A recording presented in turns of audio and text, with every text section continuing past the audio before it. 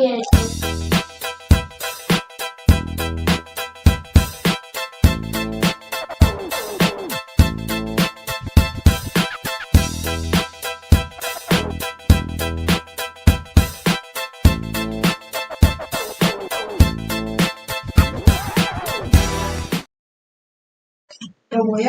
right, we are back, ladies and gentlemen, and this is Straight Talk. Now, to be honest with you, I don't know what happened Saturday night.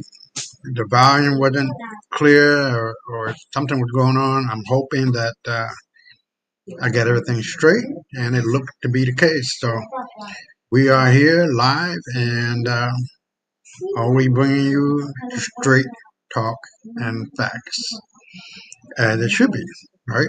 So we're going to be diving into some Epstein files, what's going on in Africa, and how important it is to be unified, because this is the second day of the unit new currency for Africa and the African coin. What that means, how that means, or why that means is beyond your wildest fucking imagination. Europe doesn't have any gold. Australia doesn't have any gold. And America, based on what I know, and I've been looking for throughout the week until this day, doesn't have any gold. So we're gonna see and see how this gets played out. Huh? Come on, otro, espérate. Oh, wait a second.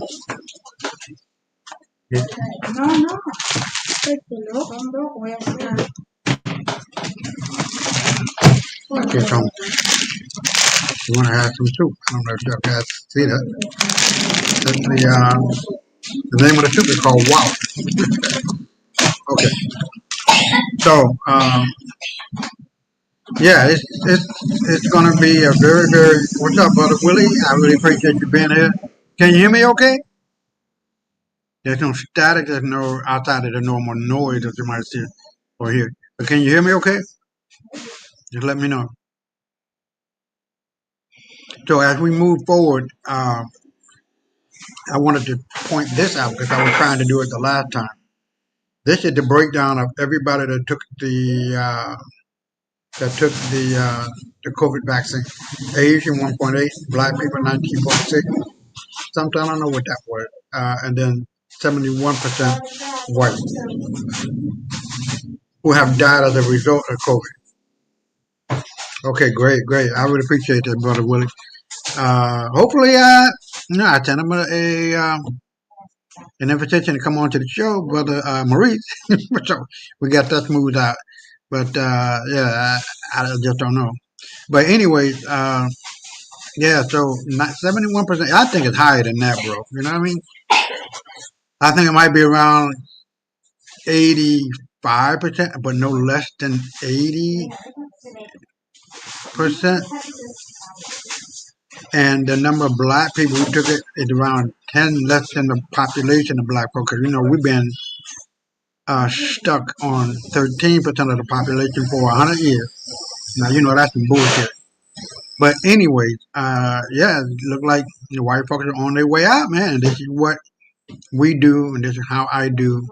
And I'm bringing it all to the forefront as to what really is going on. So I really want to try to make a point through my videos. I'm not here to play. We have come a mighty long way. Hold on. We have come a mighty long way, and the winds of change of economic destiny, black superiority, black supremacy, and black culture, black everything is dominating the planet. It's like the jar of destiny has been opened, and all of that energy, all of that, I don't know how you want to call it, vengeance, you better believe, my brother. Oh yeah, I agree. I agree, brother, brother Willie. But all of that pent up energy and pent up aggravation and pent up frustration of wanting justice for our people, fucking well, we ain't about to give up shit. Because when we take it, we ain't giving it back. White folks are going down the motherfucking drain like and where they're supposed to be. There ain't shit, never have been shit, never will be shit, but a pile of shit. And I don't just be talking about, well, like some people say, you ain't supposed to be hating. You doing reverse bitch, please. You doing reverse racing, bitch, please. We're going to get our vengeance upon all of our people who have died at the hand of these fucking animals. They know they're animals. They know they're no good. They know they haven't done a goddamn thing to merit what they have as far as what they stole from us. Are you fucking kidding me? And so tonight we're going to be covering all of that. And I'm here to tell you that blade of justice is here and it's in the hands permanently of black folks. We're not chucking and jiving trying to hold hands with these motherfuckers. We're done. That's what all that delineation is all about. We give no fucks. And I definitely don't give no fucks. You feel me? So with all of that being stated, let's get it started. So what we're going to do, I took it upon myself to go through the X things. I don't know if you can, hold on, let me see. Okay, let's see. I'll make sure I do this right. Bring up the share screen. And we can go at it. Allow. Okay, so we're going to go through my X, all of my bookmarks that I've seen. And this is just a prelude to what I am stating, what I have always stated, and that karma is a bitch. You cannot expect good thing to come to you when you've been a bitch all your motherfucking life. It just doesn't work that way. I didn't write this motherfucking law. I obey it because I don't want anything bad happening to me. You feel me? And we don't want anything bad happening to our people. And so our ancestors built upon a solid structure of justice, righteousness, and truth, better known as Ma'at. It is a philosophy, not a religion. It is a philosophy of life for the way in which we live on this planet. And this is the very reason why we locked these motherfuckers out of Egypt and out of Greece as long as we could. Tens of thousands of years. And finally, we opened up the door and we're talking about we want to civilize these motherfuckers. They're not civilizable. They're just not. We have done this 3 times. In baseball, 3 strikes you out. There's no more. I'm all for the ass whooping that we have planned for them, and it is commencing already. The political ass whooping, the economic ass whooping, the spiritual ass whooping, and the physical. But you know what? I was talking to Sister Cassie, Brother Willie. She moved to Africa and Mauritius or something like that. And she's loving it over there, man. She's about as far away as you can get from America with all the bullshit that's about to break. And we are going to get into what that is. And it's going to be one. It will be one for the record book. Now, I don't know how people might want to isolate themselves, protect themselves, to try to save themselves, but there's no saving it. America is done. America will no longer be what it is right now. It'll still be around, but the winds of change and the hands of which it is being changed or transferred over to is black. The world is changing and changing and changing rapidly now to blackness, where it belonged in the first goddamn place. So, yeah. So hold on. I hear you. Okay. So then, Brother Willie said, yeah, I think I think that number is rather high. Yeah, you got that right, bro. Because we know about the syphilis, Tuskegee syphilis exam, or not exam, but you know what I'm saying. And then a lot of other things that happen, and I'm going to be covering all of that tonight. So let's get this started with the X bookmark that I have. And don't turn your stomach because this shit is rough about what white folk do. Let's get it started. Hold on, let me. Cause I don't want that to be interfering with what I'm doing. So let's get started, all right? So, what is this one? Hold on. What do you do with all of this written literature and history that says that Abubakar II of Mali sent 200 ships to the west? One came back and said they were afraid that the others disappeared. And then to have Balboa find this village that looks just like Mali, where he was, what do you do with this information? You ignore it. You ignore it. Why? To preserve the myth of white superiority. That's what our whole educational process is devoted to. What do you do with this whole history? This is a written history, my dear. Written. I'm not talking about hearsay. I'm not talking about a griot said this. I'm not talking about something handed down from one generation to the other through voice. I'm talking about written history of the Egyptians. What do you do with this? You ignore it, white people. They're not comfortable for them to talk about the possibility that Africans were here before the Europeans. So what do you do with the heads in Mexico that you find at San Lorenzo, at Tres Zapotes? What do you do with those? Right? You ignore them. What do you do with Columbus's diary that says the Africans know a way to the west, but it goes around the doldrums? We will never survive. What do you do with that? You ignore it. What do you do with Balboa's diary that says we came upon this African village in the isthmus? How did these Africans get here? What do you do with that? You ignore it. Why? To preserve the myth that the Europeans were here first. All right, my sister, one of our elder.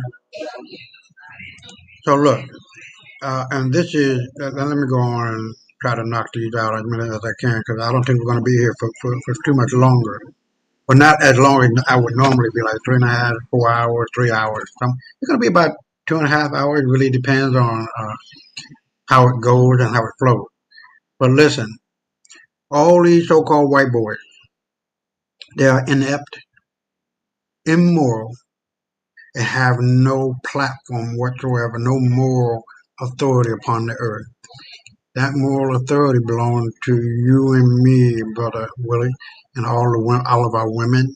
Once we get our minds straight and our minds straight and our minds straight and knowing who we are and what we are because we've been blinded by that, it's over. And that wake up call is happening right as I speak. And it's getting further and further down the line and faster to resolve it. Now here you got the homophobic Florida Governor DeSantis revealed as a homosexual by a new Epstein file. I knew it, but hold on. Oh, no, that's not the one. But if I can, I don't think I can kind of read it. It said, in 2008, my boss said to me, the FBI is on the phone. Did you see Jane Bolger kidnap a child? I said, I did. That night, I was raped by Ron DeSantis.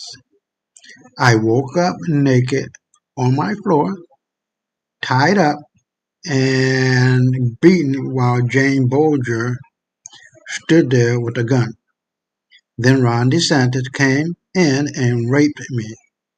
He said by the time I remember him raping me, I'll be locked up as a psychopath. Then a woman came in and faked sex with me, and that woman is Nancy Mace. Jane Bolger said he was going to put it on you something on you porn or something like that. I don't know what that is. Really small to see. I couldn't remember this. This was my punishment for telling. I am not a psychopath, nor am I a predator. I am a victim of many rapists. These FBI agents I got sold to be raped and never asked for this life. So I don't know who that is, but here we go. This is a little bit closer. But yeah, Ron DeSantis is a fag boy, allegedly. So I don't think that this is not a lie. These motherfuckers are being coming out like roaches coming out of the woodwork, bro. And I really don't give a fuck about none of these motherfuckers. I've been saying this on this show, and I've been saying it and saying and saying that white folks ain't shit. They're still doing the same shit as they did in Greece and Rome. Fucking each other in the ass, fucking kids, fucking dogs, fucking everything. Alright?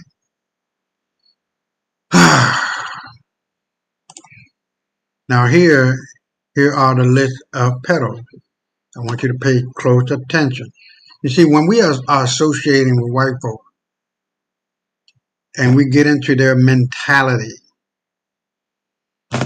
we suffer. And this is why it's so important to get into the rhythm and the frequency of our ancestors. If we follow anybody, we follow our ancestors. Fuck this shit here. Because this shit will end your motherfucking life. You are pedophiles, pedophiles, pedophiles. All of you are pedophiles. Fuck you and I so. All of you are pedophiles, pedophiles, pedophiles. All of you pedophiles. Fuck you and I so. All of you are pedophiles, pedophiles, pedophiles. Pedophiles, fuck you and I so.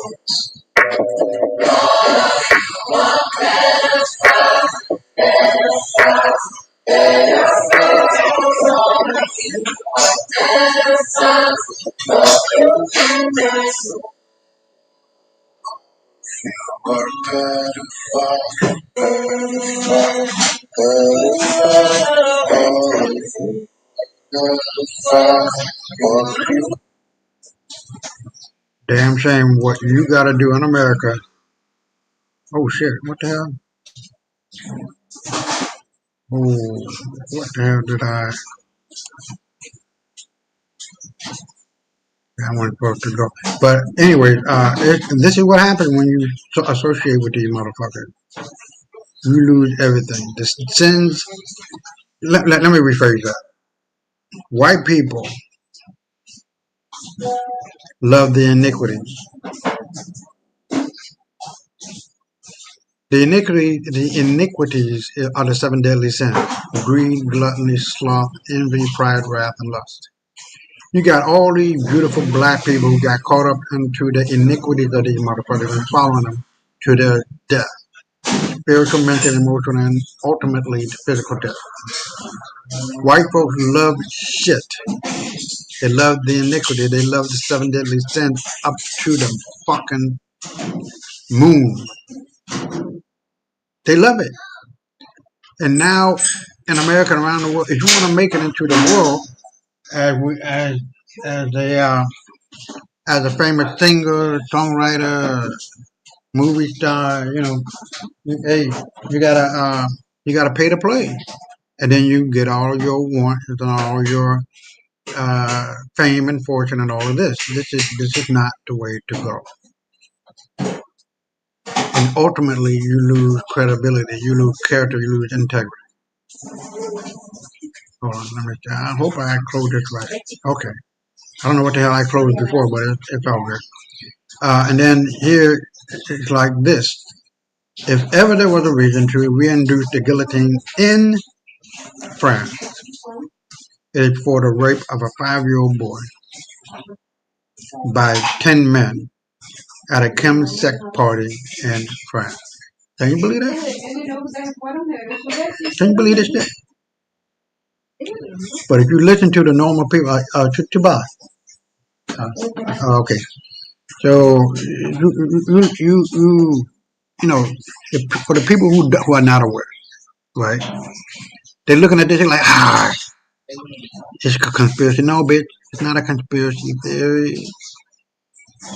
That's what they want you to believe. That's what they want you to feel, but it's not. It's the real deal, Holyfield. And these motherfuckers are worthless. I don't give a fuck how much millions of dollars you can garner, you can make, you can do this, you can do that.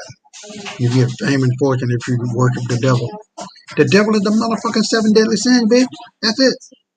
Ain't no fucking motherfucker waiting on you in hell with a pitchfork and a long tail. That's it.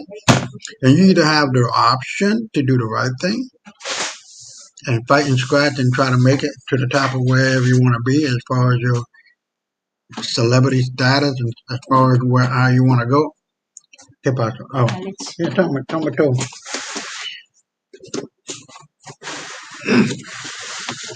How you going?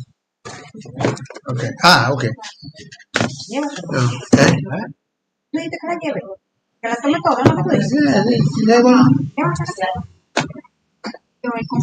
Huh? Okay. So I'm sorry. So you got to really be a goddamn fool to not see this. They fooled your dumb asses with the goddamn vaccine, and now you're here struggling trying not to piss and shit on yourself, and you can't do it, and you're pissing and shitting on yourself, or you did.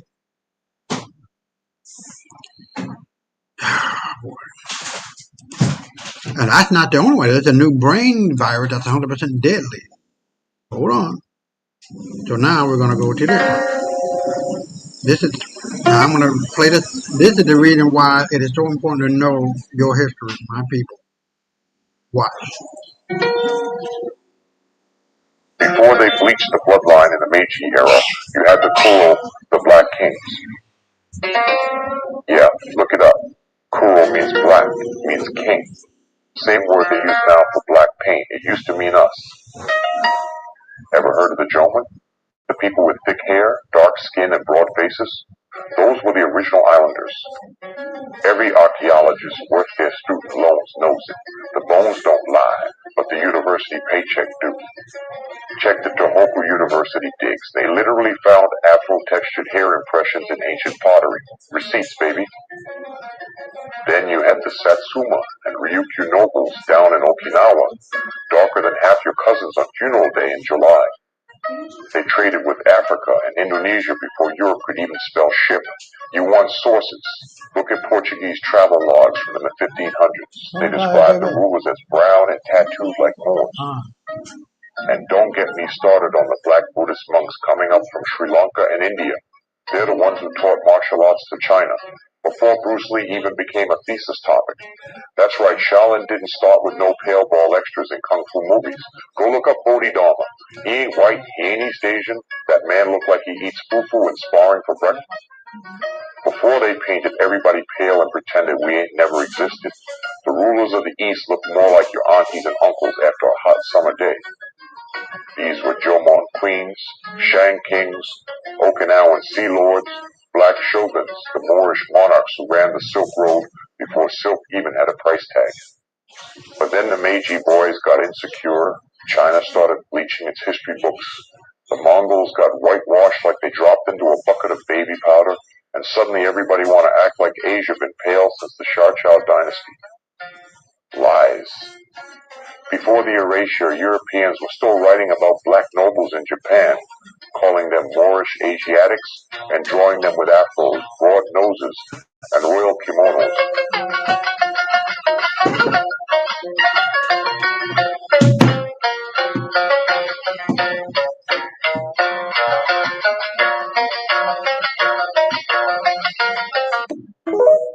All right.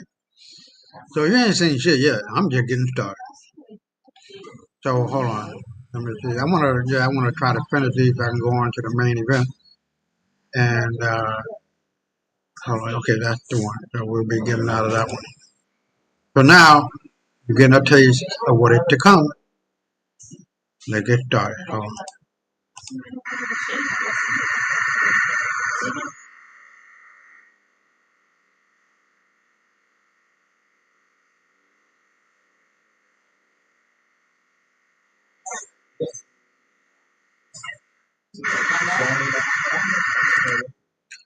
And Lindsey Graham accused of hiring gay sex workers. And this motherfucker gay. I'm telling you, the vast majority of motherfuckers in the Senate and the Congress are gay than a gayest man in boy town.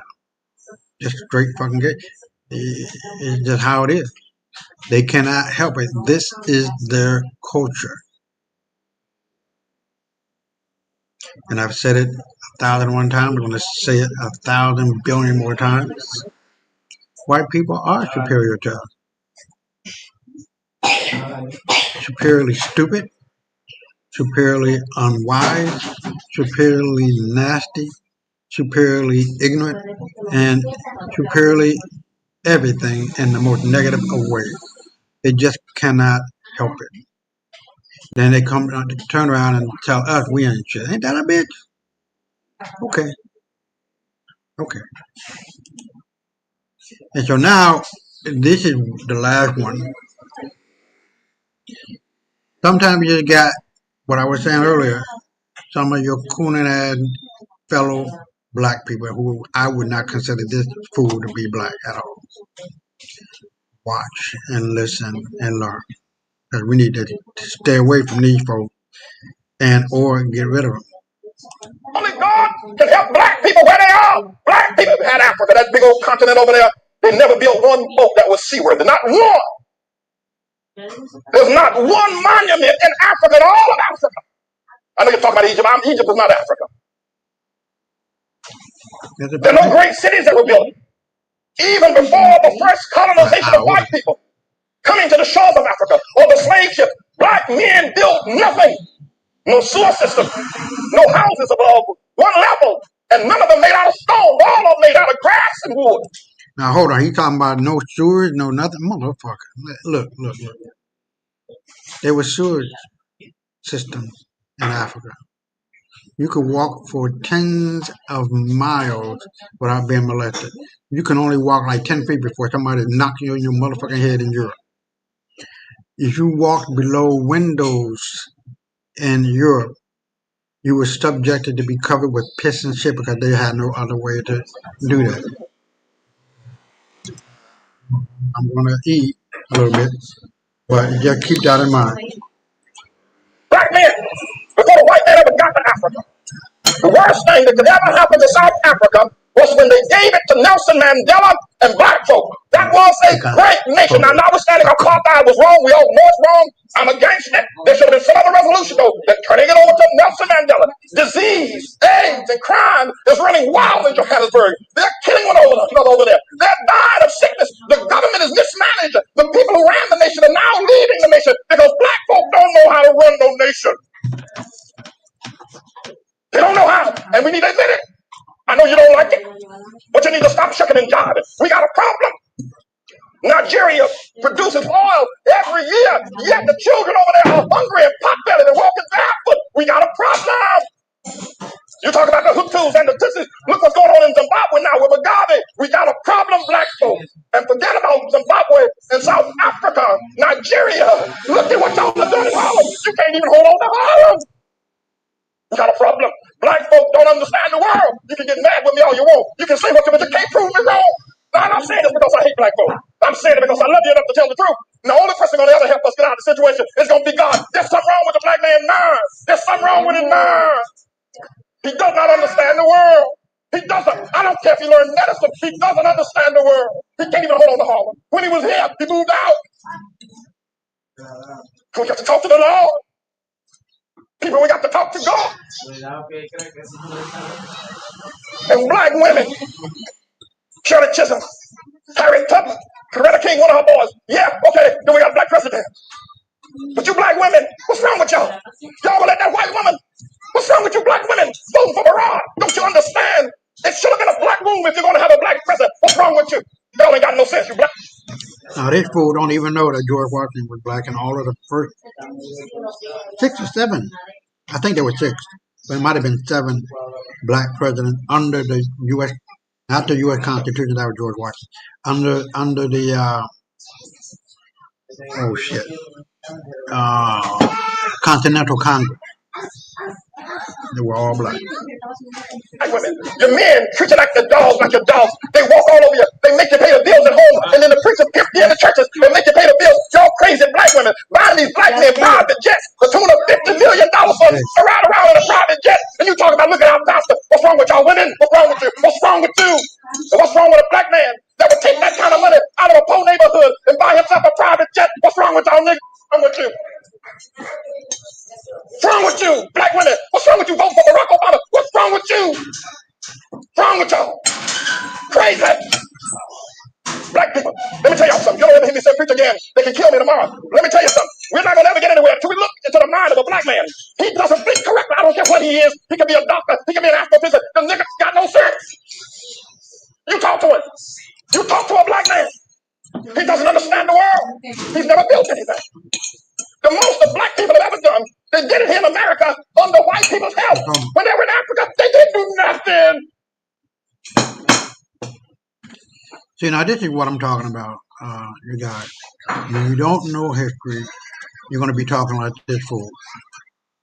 And it's a damn shame that it is like that. It really is. And I find it disheartening. I find it truly. You got that right, bro. Yeah, I think number. Okay, you got that right. I find it disheartening. I find it misleading. And I find it that a man who's supposed to be a man of God, he should and he must know the truth. That fool don't know shit. But it is what it is. And this is the reason why we cannot be like sheep among thousands. You got to be able to grab your clit ladies and your fucking dick and ball guys. Stand up, stand out, and speak up and speak out the truth. That motherfucker, I wish I could get him on the show because I would embarrass the shit out of him. He reminded me of Jesse Peterson. The same motherfucker. You know what I mean? There's no way in hell that the people who were here first can somehow be worse, be worse than white folks. And they're not even white back then. They just got here 4,000 years ago. They weren't white. They were just pale-skinned Yurugus, Tamahus, and troglodytes. That's what our ancestors called them. Period. End of discussion. Nothing more. And we put them in Central Asia where they come from. They literally came from Dravidian albino that made it with normal black people. That's why you got the octoroon motherfuckers. They don't have a history. They have a penchant for stealing from us. We have a glorious history. And tonight we're going to get into one of the maps that goes back hundreds of thousands, if not millions of years. And that civilization been coming and going, coming and going, coming and going. Let's get started. Now, this is one of the things that I talk about all the time, that white folk can't do without it. They can't fight. They don't know how to fight. They learn how to fight from us. The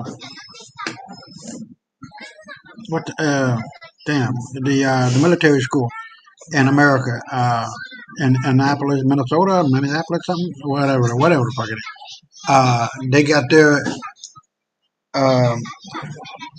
They got their expertise from Hannibal Hamlet. They got Hannibal Carthage, from the Hannibal of Carthage. And that shit is so hard.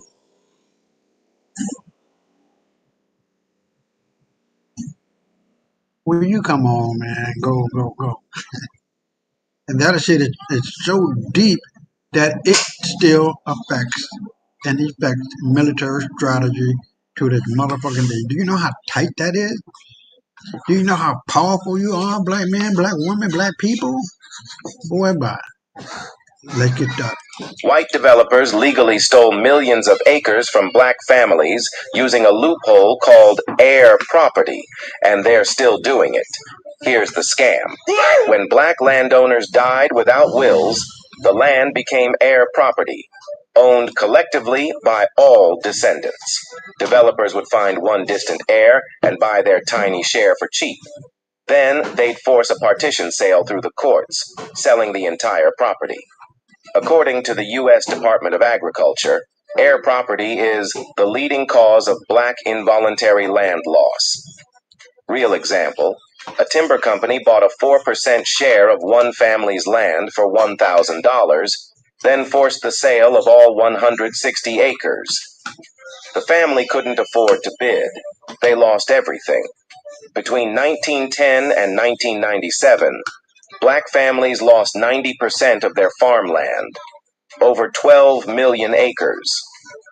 According to research, that land is worth over $326 billion today. Now, from what I heard, the amount of land that was lost is 24 million acres, not 12. They use the legal system to steal our wealth, then blame us for the wealth gap. Share this to expose the theft. Comment heir property if you're learning this for the first time, and ask yourself, why didn't they teach you this in economics class? White developers legally stole millions of acres. Now, this is where it gets utterly fucking ridiculous. Without us fighting, America ain't shit. Europe ain't shit. Because it was for us, our black men and women of our ancestors, who fought for the right to be in America and to be free. It wasn't white folks. Let's start. While America wouldn't let them eat in the same room as white soldiers. January 14th, 1943, the 549th Engineer Light Pontoon Company activated at Camp Hood, Texas. All black enlisted men and NCOs. White senior officers only. That's how segregation worked. You could trust black soldiers with the most dangerous missions in the war, just not with equality. And these missions, they weren't just dangerous. They were make or break for the entire Allied advance. The 549th built floating bridges under enemy fire that tanks, artillery, and troops crossed to defeat Nazi Germany. At the Saar River, they erected 1,084 feet of Bailey Bridge to capture Saarbrücken. At Würzburg, they worked for 3 days and nights under constant German artillery fire, building a 570-foot triple bridge strong enough to hold the heaviest Allied tanks. Think about that. Enemy shells exploding around them, men dying, and they had to engineer precision bridges over raging rivers with perfect load calculations, or the entire advance stops and soldiers die. Then they pushed into Austria. On May 8, 1945, VE Day, the 549th completed their final bridge, clearing the road to Hitler's Eagle's Nest at Berchtesgaden. 12 members received Bronze Stars for their work crossing 3 major rivers. They celebrated VE Day at Hitler's mountain retreat. The men who America segregated partied in the home of the man who believed in a master race. The irony couldn't be sharper. America trusted them with engineering missions that decided the war, but not with sitting in the officers' club.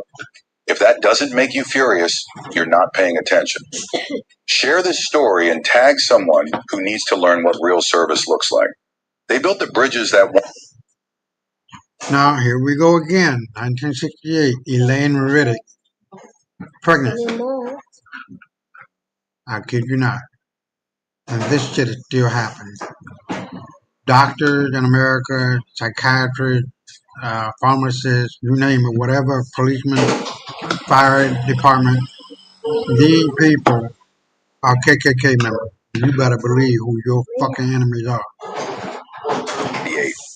Elaine Riddick, 14 years old, black, pregnant from rape, walked into a North Carolina hospital to give birth. She left unable to ever have children again. The state labeled her promiscuous and feeble-minded. Her illiterate grandmother signed a consent form with an X, not understanding what it meant. Doctors sterilized Elaine right after she delivered her son. This wasn't rare. It had a name, the Mississippi appendectomy. Black women went to hospitals for routine procedures, removing a tumor, giving birth, a simple surgery. They came out sterilized. Some were 13. Some were never told at all. 31 states passed eugenics laws. The government funded it. Hospitals received money.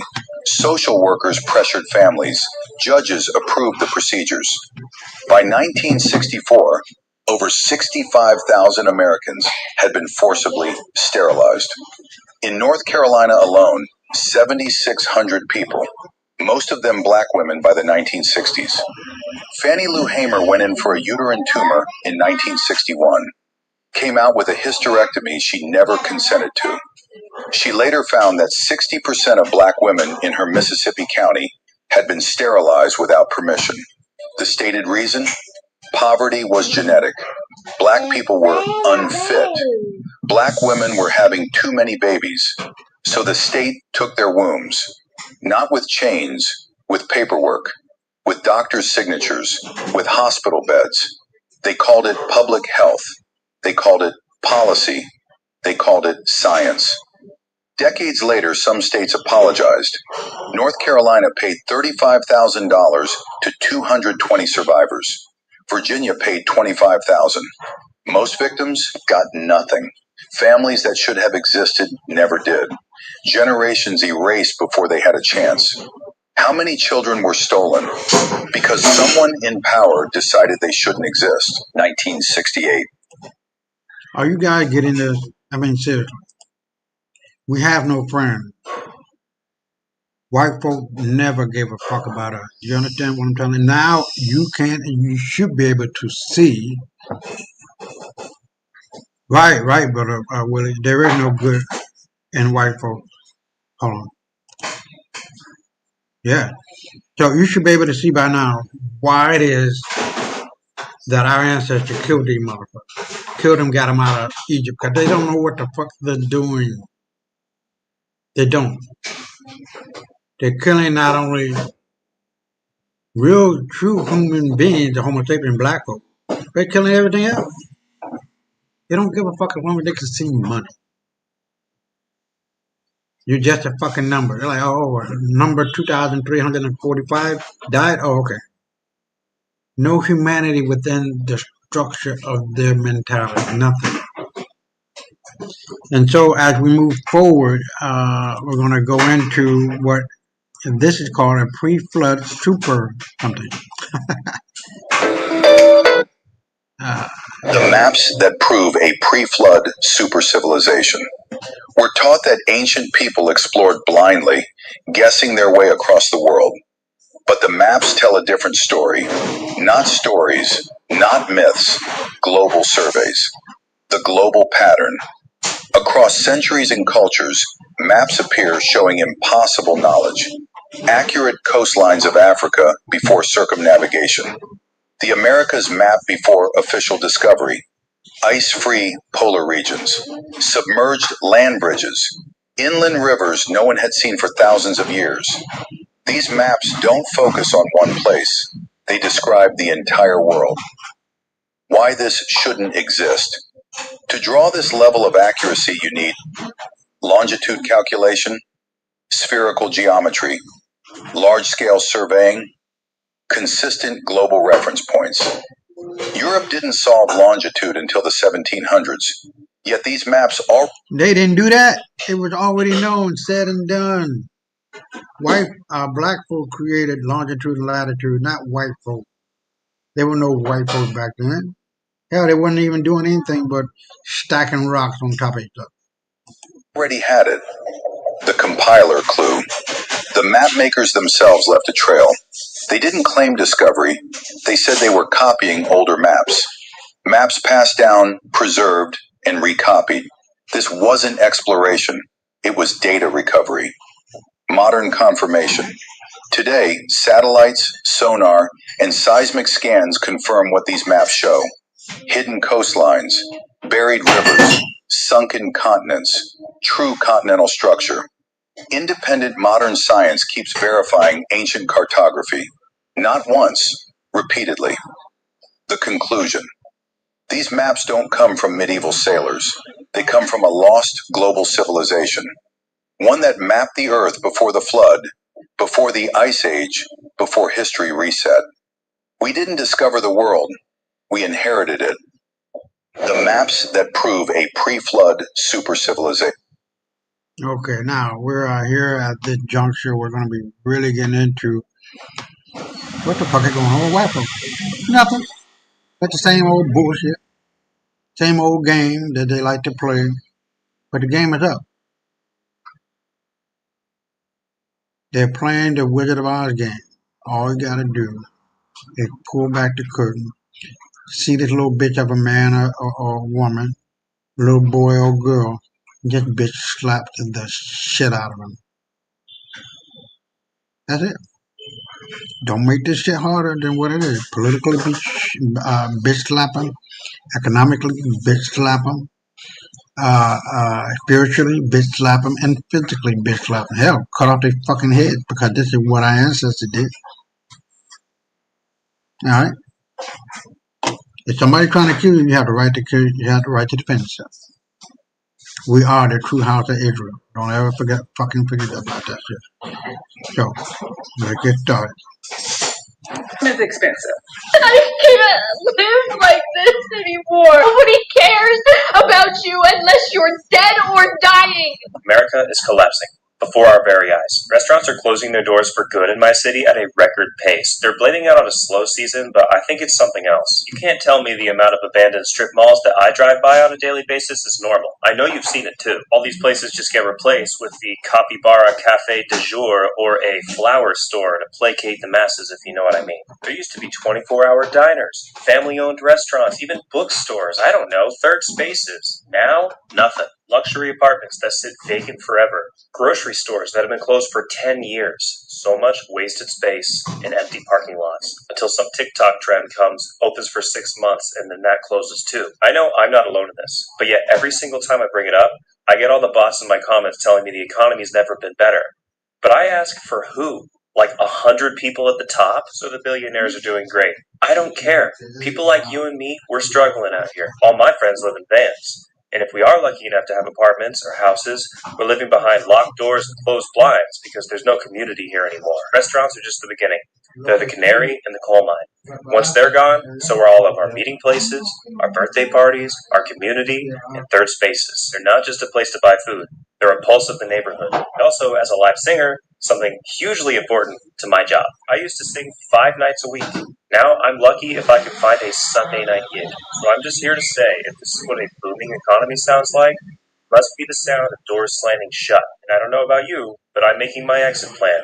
We're moving to Portugal soon, where they still have cafes and restaurants that people actually go to. If you find that interesting, stick around. Because I can tell you this is not normal. And don't let internet comments gaslight you into thinking it is. Welcome my family to my YouTube commentary. And according to the title, it was buried for long, but right now it is eating white America or white people up. What is this that is buried?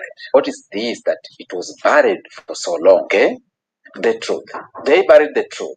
They buried our history as black people. They buried our power. They buried our dignity. They thought if they covered it with lies, it will never come back. But family, the truth has a way of rising, okay? And when it rises, it doesn't just whisper, it roars. It shakes the foundations, okay? Look right now at the economy of white people, economy of white America. White people across the world, they are crying. For the first time, for a long time, at my age, I never thought white people will weep. I never thought white people will cry because of economy. But right now, all the things that was thrown to the black people back then, it is on their doorsteps. Let's watch these clips then. We come back. To all my farmer neighbors, my name is Susie, and I live in rural Missouri. You were warned over and over and over. We told you there was no drag queen story hour. There were no furries in our school using litter boxes. But you guys refused to call the superintendent of the schools like I did.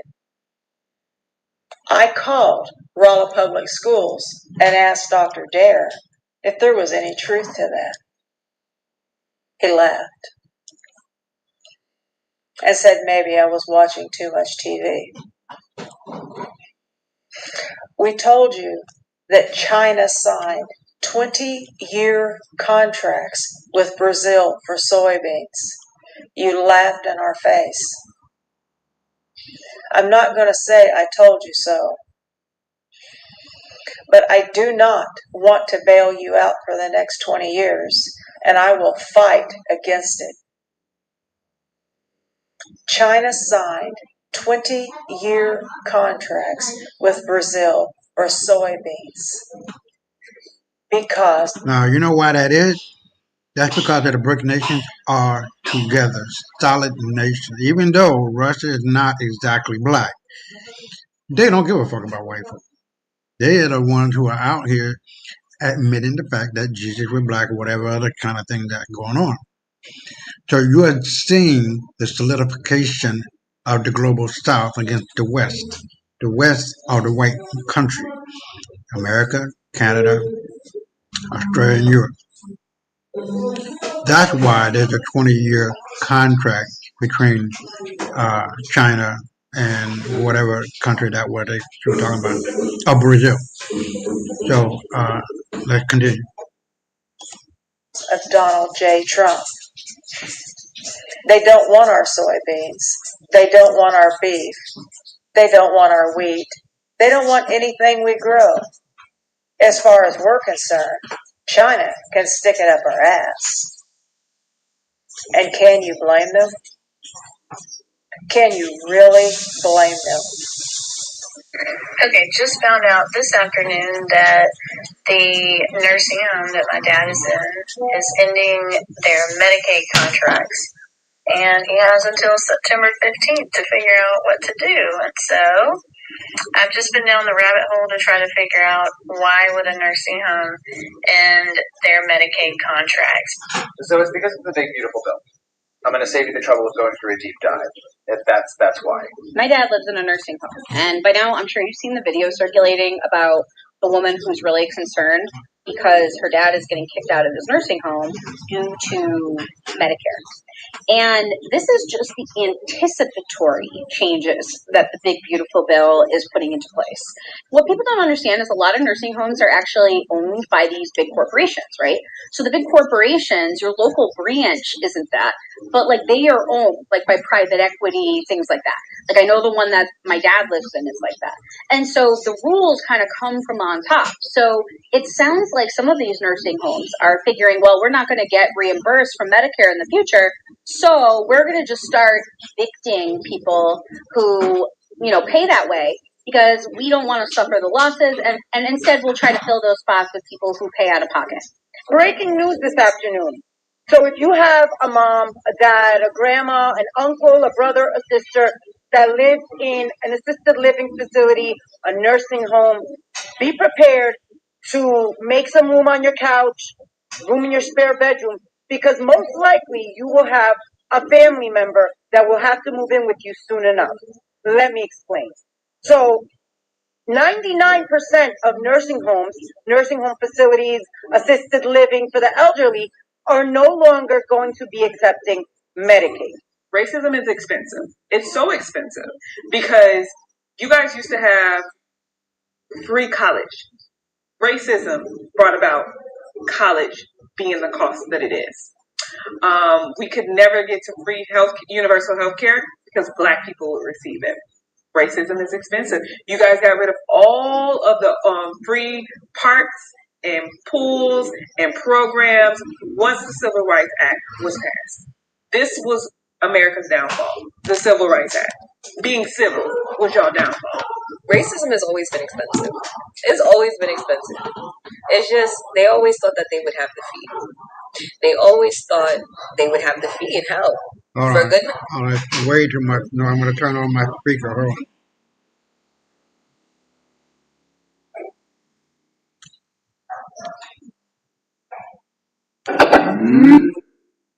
Bluetooth mode. Okay, let me see. Bluetooth. And sorry about this, but I don't want to be competing with the noise, so here we go.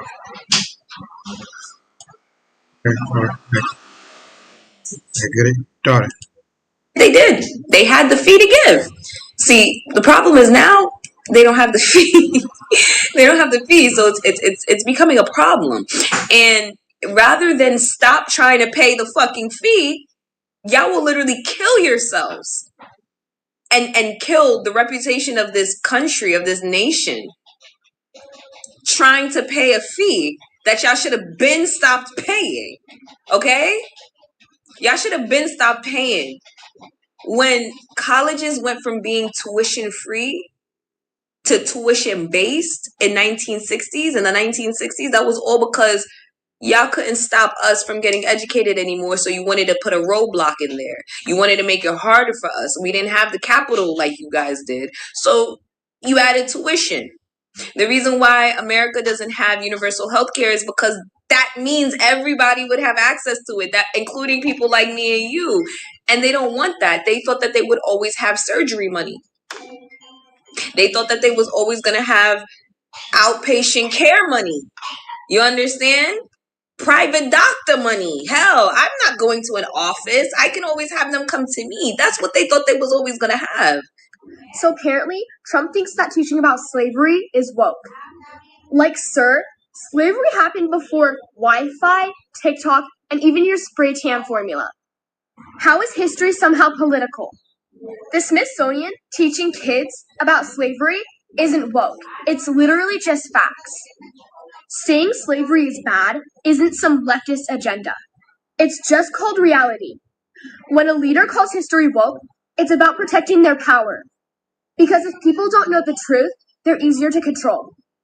So no, slavery isn't woke. It's just history. And ignoring it, that's the real agenda. This video is going to trigger a lot of white people, but I don't care. I think that white people actually suffer from inferiority complex.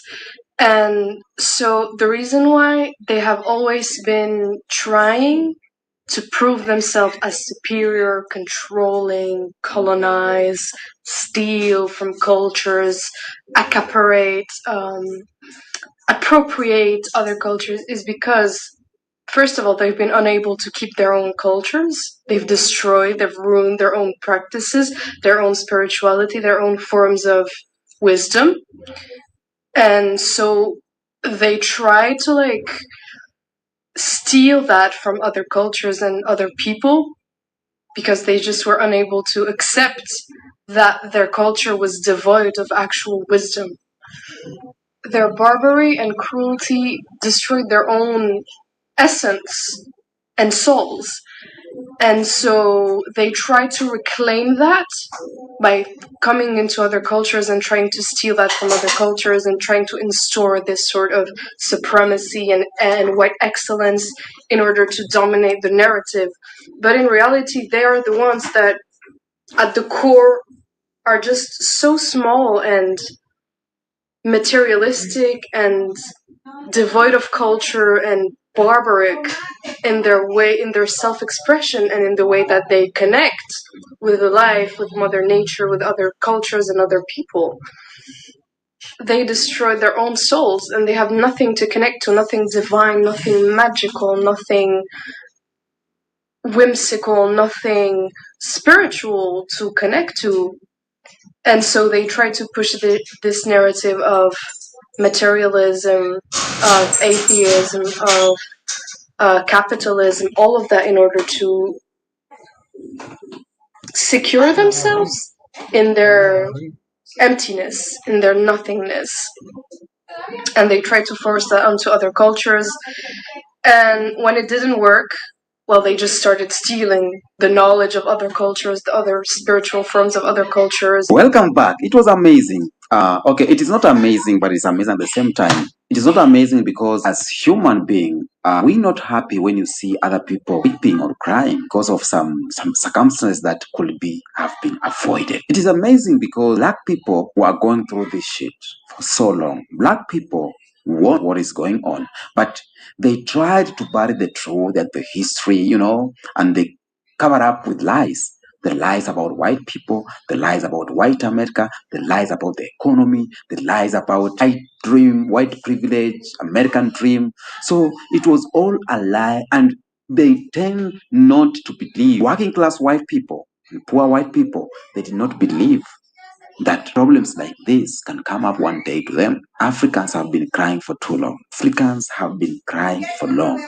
but no one cared. Right now, Africa is rising. Some countries are blocking the resources that's going out, and it's affecting them. France Empire is falling down because of what Burkina Faso is doing, what some Western countries are doing.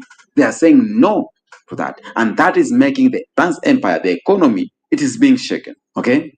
You cannot bury the sun. You cannot bury a river. You cannot bury a people chosen by the Creator to rise again. Now, they buried the truth of who we are as black people, as Africans. When they enslaved us, when they colonized us, when they rewrote our history, and their goal was very simple. Their goal was to erase our... Now, hold on. When he's saying that they enslaved us, that didn't happen. We were prisoners of war. The very first people who brought us to the west coast of Africa were our own people. It was a religious war between the Christians and the Jews. And when I say Jews, you better fucking think and know that I'm talking about black people. From the west coast of Africa, we were transported to the New World in the Caribbean and America, or the Americas. Canada, North America, South America, Central America, and the Caribbean. That's the Americas. And so when you begin to really understand and to know the history of our people and what happened, it had nothing to do with white folk. Nothing. Greatness. They painted us as savages. They told us the world that civilization began with them. They lied that Africa had no history before colonization. They buried empires like Mali, Songhai, Kush, Nubia, Kemet, name them. They buried our language, our culture, our spiritual system, our gods. Why did they bury it?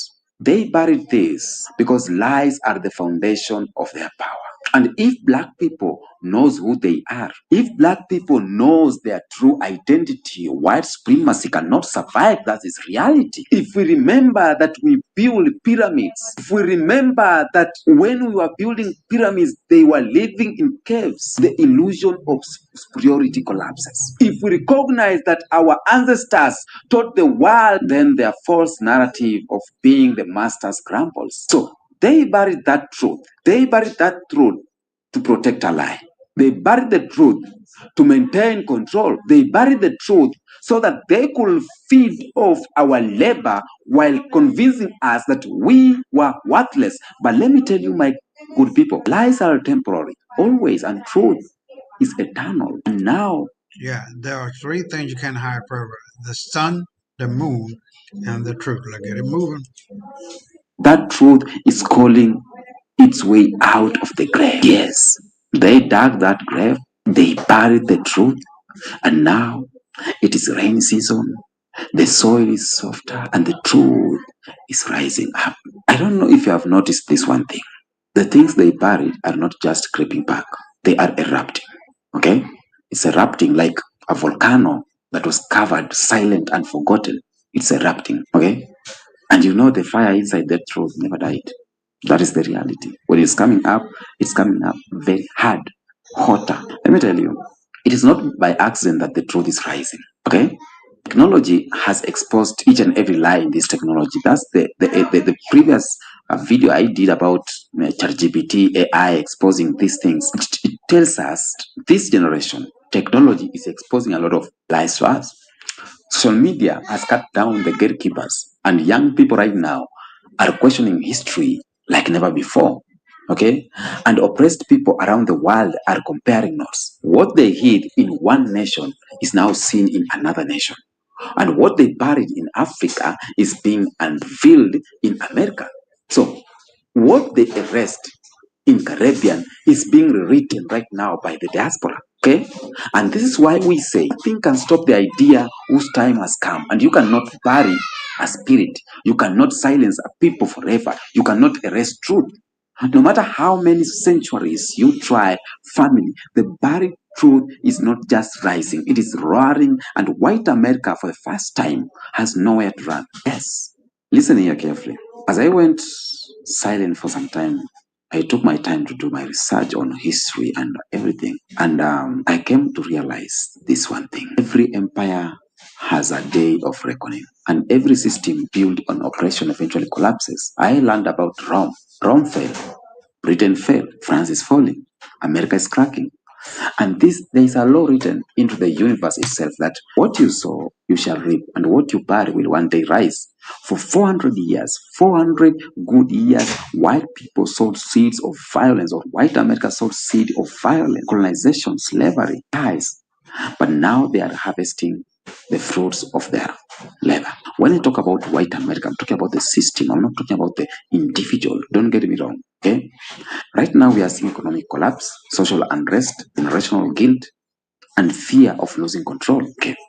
According to the history, every empire that enslaved others eventually devoured itself. Okay. Because when you build power on lies, the truth eventually eats you alive.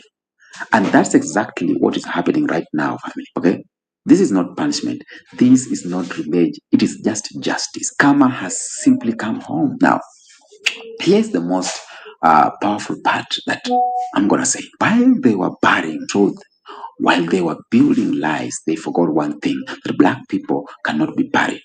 And after 400 years of slavery, we survived. 100 years of Jim Crow. Black people endured centuries of colonization. We resisted as African. Police brutality, mass incarceration, economic exploitation. We still rised up. Every time they tried to bury us, they only landed us more, because we are coming back stronger. Look at the Genesis, they are coming up stronger. And we are growing back stronger. That's the reality. The reason is because our power is not man-made. It is spiritual. It is ancestral. It is divine.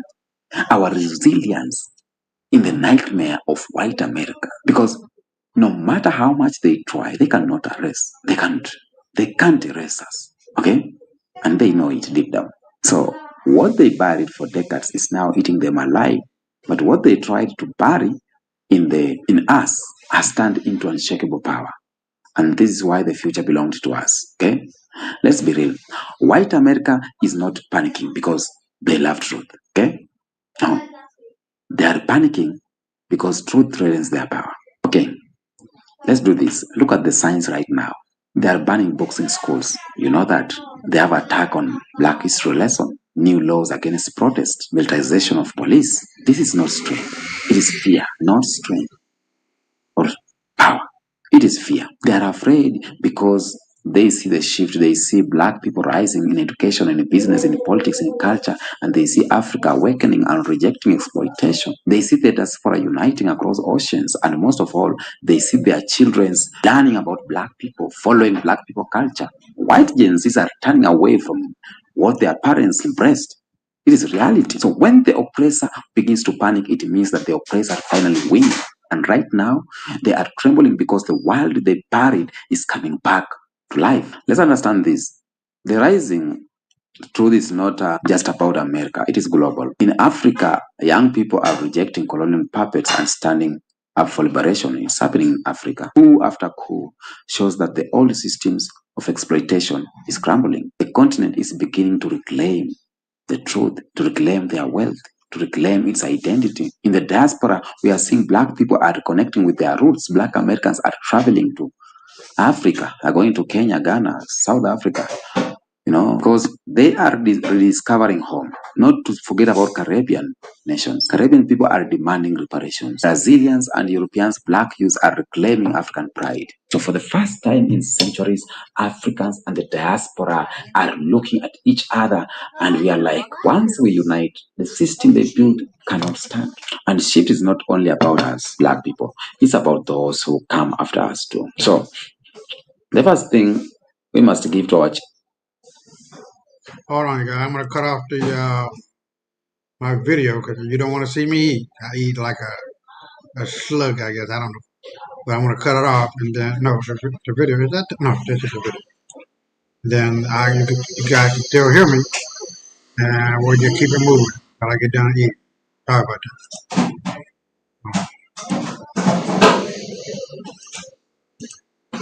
Is the truth, because at the end of the day, our children, the Gen Zs, must know the truth, must learn the history, the watered down lies of the history books, not the stories that begin with slavery or colonization, but the full truth. That they have to know they are the descendants of kings and queens, scientists and builders, warriors and healers. Okay, a child who knows their true history cannot be broken. The second thing that we must give our children is ownership. Let's teach them to own a land, own a business, own their craft, because without ownership, freedom is temporary. That is the reality. But with ownership, freedom becomes permanent. That is the reality. That thing we need to do. We must give our children skills, not just surviving skills, but skills to lead, technology, science, agriculture, blah, blah, blah. Let's do that. And finally, we must give our children, as the youths, spiritual strength. Okay? Spiritual strength, because no matter how advanced the world becomes, the greatest weapon is the spirit. A child connected to their ancestors, their culture, and their creator cannot be shaken. White America buried the truth to control our past, but we will rise, or we will raise the truth to secure our future if we prepare our children. There is no system, no empire, no lie will ever bury us again. Okay? You know what?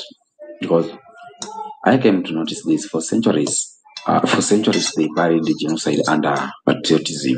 They buried slavery under democracy. They buried colonization under civilization. But the mirror of history never lies. And now they are forced to look into it. That's why DJT last time said they want to delete this woke history. The economy is collapsing in the United States. Their politics are divided. Their culture is sleeping.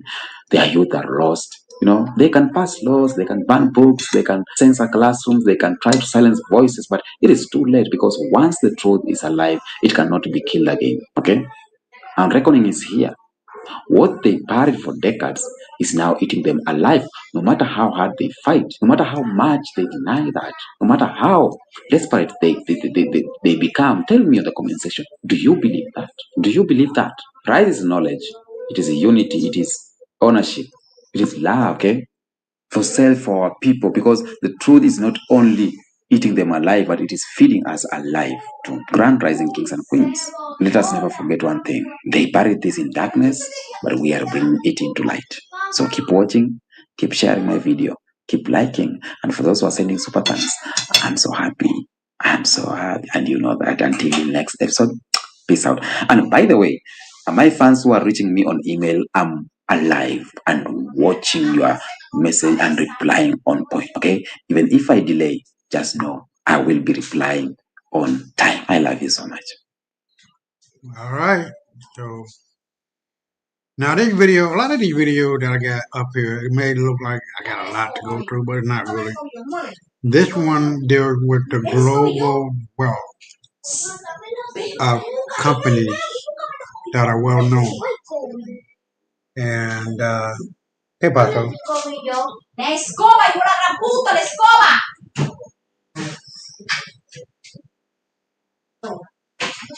So we're going to take a look at this, and it's 5 minutes, 6 minutes long. They just give you the overall gist of these companies, American otherwise, who has a bigger wealth than a lot of companies, a lot of countries. I'm sorry. I'll be right back.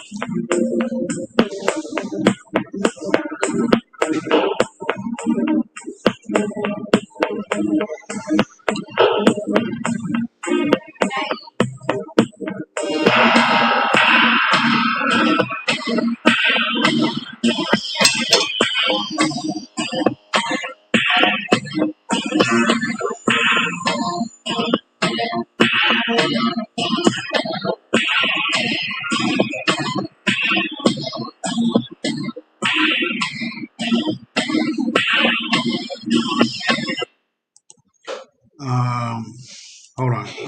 So I'm hoping that you guys can get the gist. Is it the gist or the gist? The gist. Oh, yeah, that's my. I connected to my speaker. So I hoping you guys getting the gist of what is going on, what I'm trying to point out.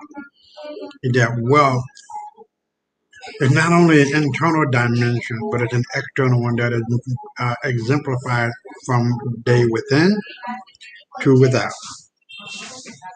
From the inside, from the inside to the outside. And so as we move along, you're going to be able to see exactly what I'm talking about. And the next one is called This Jewish Rabbi Said the Quiet Part Out Loud. Hold on. Clip here from the World Economic Forum. This is the gentleman that's going to be speaking is the head of the rabbis for Europe. Take a look. Your Eminence, especially in Germany, you are facing a rise of anti-Semitism, but we are facing this all over the world. So I would like to hear what is your perspective on this? The 7th of October has created turbulence in the whole world, a tremendous rise of anti-Semitism, organized, state-sponsored, in many instances, in universities, on the streets, and a rise of 500%, maybe some instances to 1,000% of anti-Semitic acts. And there has also been a reaction of Europe. I think the rise of the extreme right in many European countries is a response to the insecurity felt by the old Europeans, so-called old Europeans, regarding the new immigrants who came from the Middle East. Because of the insecurity of, listen to the language, the old Europeans towards the new migrants. It's funny, right? And when they say new migrants, they mean new Europeans. It's funny that the Muslims and the Jews can band together very well when it comes to erasing white people. So I think that fighting Islamophobia and anti-Semitism is an interest of both religions and both communities. And when we do it together, it's going to be much more useful. We have created under also the Saudi umbrella more than 10 years ago, the Muslim Jewish Leadership Council, and which was successful.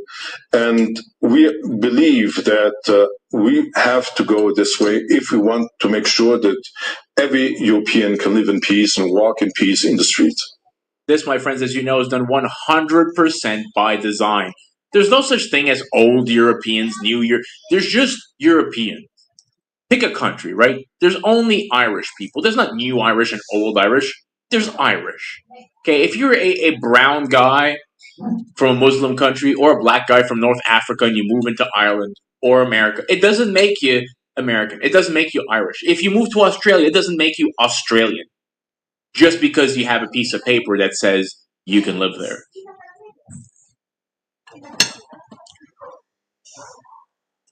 Now, what that means, if you didn't get it, hold on. I want to make sure I get that. Okay. So what he's saying is, even though these so-called want-to-be Jews, fake Jews, these white Jews have a relationship with the Muslim. The Muslim already know they're not the real Jews. And there was a covenant made a long time ago between the Muslim and the Jews when we invaded Spain and ruled that area for 1,000 years, close to it. Now that whole schematic is about to happen again, if it has not already happened, that the association with the Muslim Brotherhood and whatever went on that destroyed those Jew-Muslim ties, and when I say Jew, I'm talking about the black one, not the white one, that game is over with. They know it, you know it, I know it, everybody knows it. And that all of the blessings that they've been scamming on us to deny us the true benefit of our ancestors is all coming back. And they're going to be on the outside looking in. So that's what that is all about. So now we're going to get into the real deal Holyfield as to, hold on, I want to make sure I put these in order. Okay. To who had the most gold per kilogram. I'll be right back.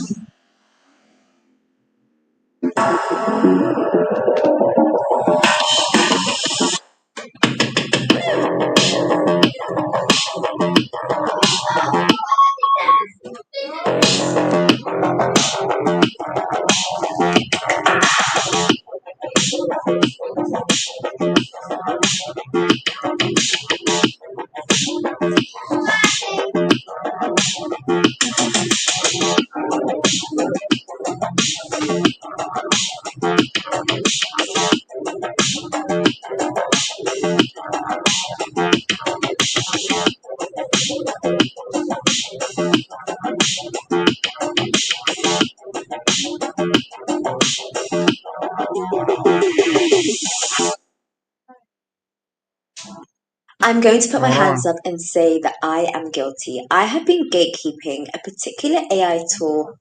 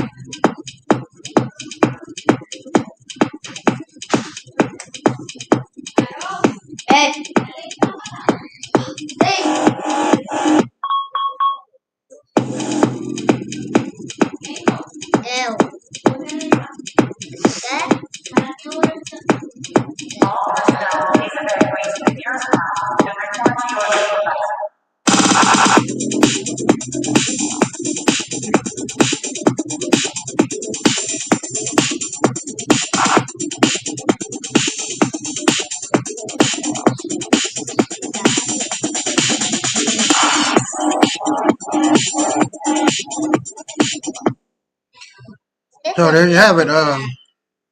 Esto haciendo mi show better. So there you have it. Now you got to take into consideration what is really going on, how that fits into the $38 trillion worth of debt.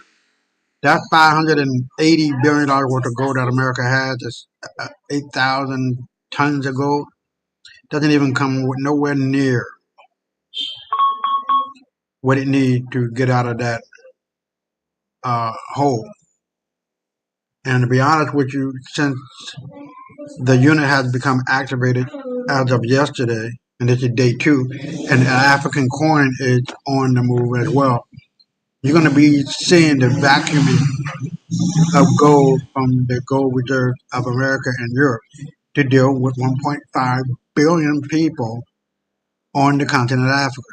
And since we're going to have a closed system, an economic closed system, where we'll be trading with each other in the global south, that we won't be trading with white folks. Fuck them. And this is what they fear. And this is the reason why they're so up in arms about black excellence and black superiority, black supremacy. It is here. You got to understand what is happening and what you are saying, what you're not saying, or whatever the case may be. Hold on, I'm trying to get me back. So, with that being said, you got to understand what it's all about and being aware of what it's all about, so you don't get lost in the sauce and lost in the transition here, because this transition. Wow, this is a new world, and that new world is black. So before we go on, I just wanted to relate that to you. And now we're here at Keir Starmer, stunned as George Galloway dropped Dark Secret on live TV. I'll be right back. Well, the world's upside down. We cannot have, the government cannot be allowed to have British people homeless whilst paying hoteliers, corrupt, rapacious hoteliers, too tight to put up people that arrived illegally on the south coast and put them up not for a week or for a long weekend, put them up indefinitely for years at £200 per person per night. We can't have that. It's an extraordinary tribute to the patience of the British people that there are not Ballymena type riots going on across Britain all the time. It shows the truth of what I've always said, that though racism exists in Britain, it's by no means the worst on the European continent. And if you think Britain's racist, you never lived in France. So, tribute to the British people. But the body scanner reveals the brutal truth about your body that your regular scale will never tell you. For weeks, my... Enough is enough. Starmer just got hit. George Galloway went live and tore the lid off a secret the Labour Party never wanted you to hear. No warning, no mercy, just a cold, hard revelation that shattered Starmer's carefully curated image in seconds. What Galloway revealed wasn't politics as usual. It was personal, it was damning, and it sent shockwaves straight through Westminster. Starmer's mask slipped, and now there's no putting it back on. People get put up in a hotel for years at £200 a night in public money. You cannot possibly tolerate that. It's astounding that it's been tolerated so far. But the fault lies not with the guy in the hotel. The fault lies with the politicians we elected that are allowing that system to continue over many years and different parties in government. Keir Starmer says he was going to smash the criminal gang. Getting smashed, Keir. More likely you get smashed than you smashing the criminal gang. It's intolerable for a variety of reasons, and money is only one of them. If you put a couple of hundred 20 and 30-year-old guys, single men, in a hotel, in a community, what do you think is going to happen next? Inevitable. I don't need to spell it out to you, especially as you're a lady. British politics isn't just unsettled, it's unravelling. And the latest blow hits Starmer squarely. What began as a simple question about transparency has exploded into a full-blown scandal.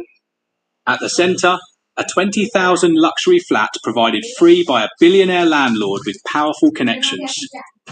Starmer's defence, no tax, only deepened suspicion. If the public didn't pay, then who did? And what was expected in return? This isn't just a spare guest room. It's an 18 million penthouse in Covent Garden. Glassy, towering, and far from subtle. Reports suggest it wasn't just a home. Think campaign briefings, political plotting, even party coordination. Yet we're supposed to believe it was merely a quiet place for his son to study. That explanation hasn't landed. Voters and critics are asking about influence. When billionaires foot the bill in silence, the question becomes, what's the real cost? Enter George Galloway. Long branded a political outsider, he saw what others ignored. While Westminster whispered, he spoke plainly. This isn't about generosity, it's about access. George Galloway didn't just question the flat, he exposed the pattern. Favours from a billionaire with party ties, not charity. You know what's going to happen. 200 single guys in a hotel, in a community. The whole question of alcohol and drugs and girls and boys and crime, it's inevitable.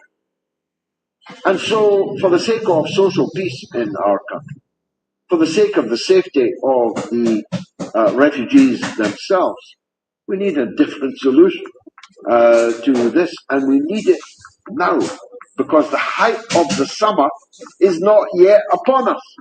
And at the height of the summer, that 1,000 a day might become 1,500, might become 2,000 a day. And we never know when the straw that breaks the camel's back. This isn't just a scandal, it's a power audit. The allegation that Lord Waheed Ali, seen strategist, hasn't just backed Labour with cash, but with influence. We're not talking about ordinary campaign support. We're talking about shaping the story, guiding decisions, and scripting the message. If that's true, Labour's independence is a myth. Suddenly, George Galloway isn't the outlier. He's the only one pulling back the curtain. As pressure mounted, Starmer finally responded. But instead of clarity, he delivered loopholes. No taxpayer money was involved, he insisted, a line so thin it snapped under scrutiny. Because this was never about who signed the cheque. It was about motive. Why would a billionaire bankroll a prime minister's inner circle, fund his lifestyle, and provide a political fortress just because? That's the question echoing through every newsroom and living room. And the silence around the answer is deafening.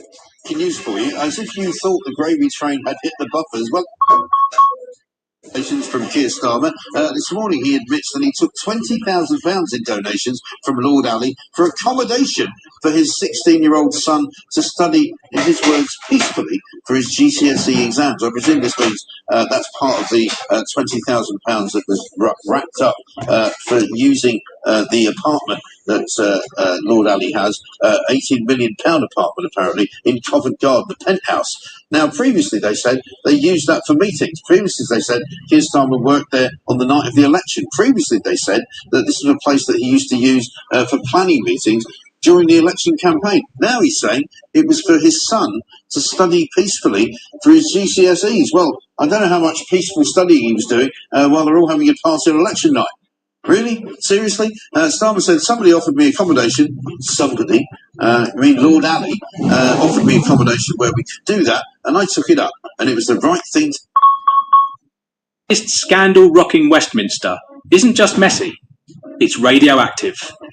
At the centre, a luxury penthouse in Covent Garden, a billionaire with deep Labour ties, and a Prime Minister whose silence now speaks louder than any denial. Starmer is facing what no modern politician survives, a credibility collapse. This flat isn't a modest side apartment. It's an 18 million fortress of privilege. Reports suggest it's been used for everything from campaign operations to strategy meetings. Yet Starmer insists it was just a quiet study space for his son. That explanation hasn't landed, not with the public, not with his own party. In a country where millions are choosing between heating and eating, the idea of a billionaire covering the PM's rent, and maybe more, feels like a gut punch. Matter of fact, he did, and then beyond that which was acceptable to the parliamentary authorities, the depth, and I mean real depth, of his financial relationship with Lord Ali.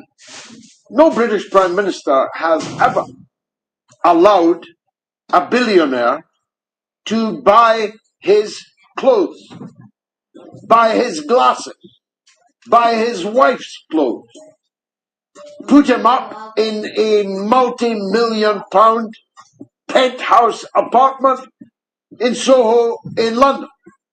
No British Prime Minister has ever had the kind of financial relationship with the billionaire Lord Ali that Keir Starmer has. Enter George Galloway. Long dismissed as a loud fringe player, he's suddenly the only one naming what others won't. This isn't about one structure hiding behind wealth, access, and the public. People are connecting the dots faster than Downing Street can spin them. George Galloway alleges what many fear. This wasn't just support, it was influence. Lord Wahid Ali, a media magnate with insider access, hasn't just donated, he's helped shape Labour's messaging, its operations, maybe even its policy. The result? A party that looks far too comfortable with elite backers pulling strings in the shadows. And when Starmer finally broke his silence, it wasn't to clarify, it was to sidestep. No public money was spent. Hold on. Freezing wind cuts through Gaza's camps, leaving families desperate for warmth. But with your help, he said. But that's not the issue. The real question is, what did Ali get in return? Because in politics, nothing is ever truly free. Widely held in Britain to be screwing the entire country. That's what concerns me. And he is in an improper relationship with the gay Bangladeshi billionaire Lord Ali. Boom, boom, boom. That improper relationship is a financial one. Keir Starmer has accepted utterly inappropriate gifts and financial support from Lord Ali in the first instance without declaring. This is a Parliamentary authorities had to step in just to force disclosure. Even then, the full scope of the arrangement remains murky. The public still doesn't know how far this relationship goes or how long it's been happening. Whispers abound about and campaign perks, not gifts, favours. And those favours are starting to feel like currency. Within the Labour Party, the mood is shifting. MPs are stunned. Some didn't even know the arrangement existed. Others are reviewing their own records, bracing for a flood of revelations. The silence from the top isn't calming nerves, it's deepening them. This was once the party claiming the moral high ground, the party of reform. Now grassroots activists who campaigned on transparency are left wondering, was it all just branding? As trust erodes, the cracks widen. Reform UK is gaining traction. Independents are rising in the polls, and George Galloway, once written off, now finds himself centre stage, speaking to voters who feel betrayed and ignored. Because the flat is just a symbol. The real access over accountability, a system where the unelected can steer policy through backroom influence. Lord Wahid Ali isn't some passive donor, he's a power player, a strategist, and if reports are accurate, one of the key architects of Labour's digital and campaign machine. Thing to do, you plonker. And then he goes, it didn't cost the taxpayer a penny. Well, that's all right then. I mean, who on earth thinks it's okay to take money from a lord who's loaded in order to put your child in an apartment that he owns so that he can study peacefully?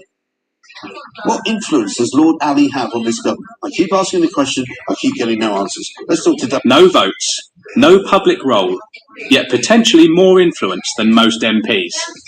That's the democratic crisis.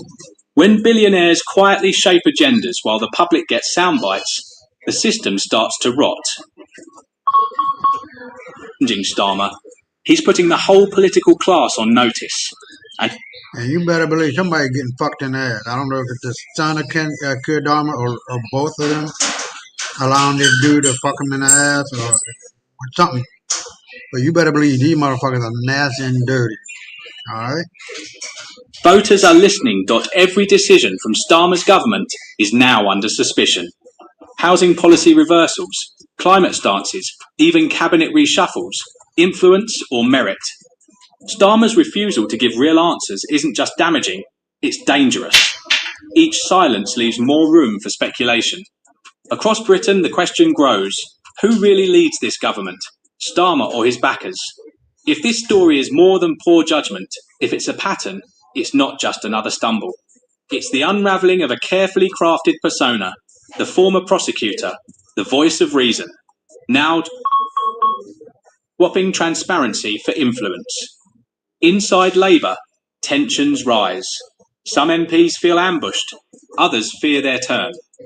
The party's front is starting to crack under quiet anger and rising panic. Power, telling everyone you're going to be different. You get into power, and it's like, oh no, well, we can take money from rich donors.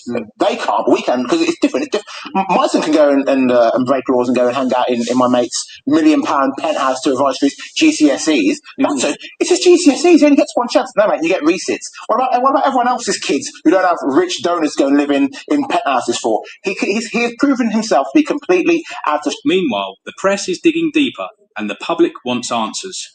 Reform UK is capitalising fast, turning this scandal into rocket fuel for their anti-establishment message. This isn't just political rivalry, it's a referendum on credibility, and Starmer is losing. The issue goes beyond one donor, It's a system where money whispers and politicians listen, where strategy is hatched in private residences, not party HQs, and influence is bought, not earned. George Galloway isn't just exposing one scandal, he's calling out the framework, a culture letting backroom deals and billionaire access dictate power. For all the speeches about fairness. The truth is simple, people feel abandoned, lied to, left out. The longer Labour hides behind PR statements, the angrier the public gets. Reputations break, movements fracture, voters stop hoping and start walking away. Democracy is built on trust, and once that's gone, No slogan can bring it back. Starmer's team may think they can ride this out, but the public has moved from... Now you see this one. I'm not going to play it. Lee Anderson exposing Keir Starmer live on TV. Awkward silence follows. Kissing another man. So, let me finish this one. Belief to disgust. This isn't just about Starmer. It's about the soul of British politics. And right now, that soul is up for sale. Okay. So as we move forward, we're going to get that one. We're going to be covering this is happening on the west coast of Africa, of America. And the one where the caverns are so delicate in Florida that the whole damn state is subject to go below water. Or the I don't want to call them pothole. What do you call those things? Pothole, not pothole, sinkholes. Are just swallowing up the fuck out of Florida, and you're gonna see that tonight. All right. So let's move. I don't want to waste too much time, but we're gonna get right into it. Hold on, I'm gonna take this off of the speaker. Hold on.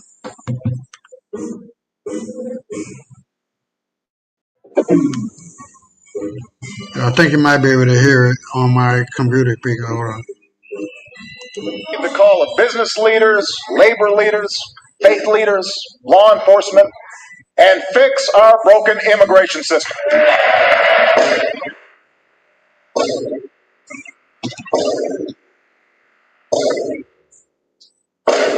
We have to stop illegal immigration. We have to.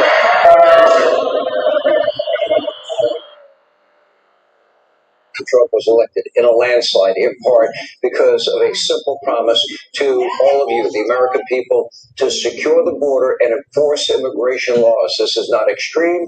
This doesn't make us Nazi Germany. Those officers are not Gestapo agents. It is simple law and order for safety and security carried out to protect, in this case, the people of Minnesota. In fact, even President Obama argued passionately, see if it doesn't sound like Donald Trump here, in support of large-scale deportations. Take a look. There are those in the immigrants' rights community who have argued passionately that we should simply provide those who are illegally with legal status, or at least ignore the laws on the books and put an end to deportation until we have better laws. Ultimately, our nation, like all nations, has the right and obligation to control its borders and set laws for residency and citizenship.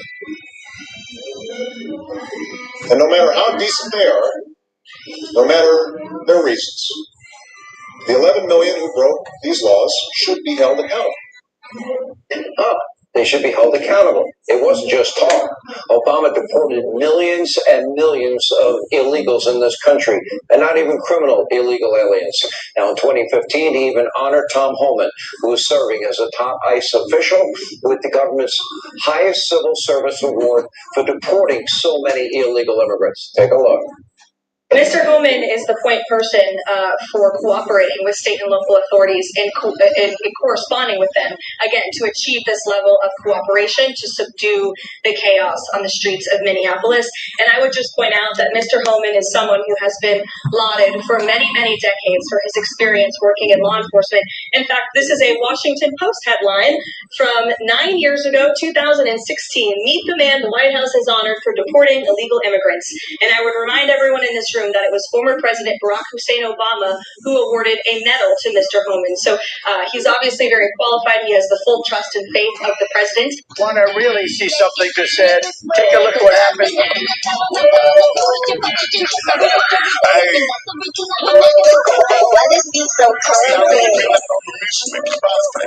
We will make America proud again. We try to kill ourselves. We will make America wealthy again. And yes, together, we will make America great again. We're getting a little spicy on today's show. Exposed it in broad daylight. We got a lot of Obama clips going viral for the wrong reasons. Why is Obama going viral still? Still relevant for the wrong reasons. Y'all know why. And oh boy, is that Bill? Is that Bill? Oh, and we just seen those. You seen those the new Epstein files that dropped? Hey everyone, I'm really excited to share this game with you. It's a strategy game inspired by Isaac Asimov's Foundation series. Yeah, maybe Trump was right just about everything. Yeah. Yeah, does not look good in those files for a lot of individuals. The new files that just dropped, oh boy. And Bill Gates is in the files, and if you want to go on your social media pages, your X accounts, you guys, Facebook, Instagram, I just challenge you to type in Bill Gates or just type in Epstein. It'll probably be the first thing that comes up. Yeah, buddy. People ought to be walked out with their hands behind their god doggone back. God doggone back. And I see a lot of the family, a lot of the patriots on the show saying, Rick, can we please get that hat? Can we please get the merch?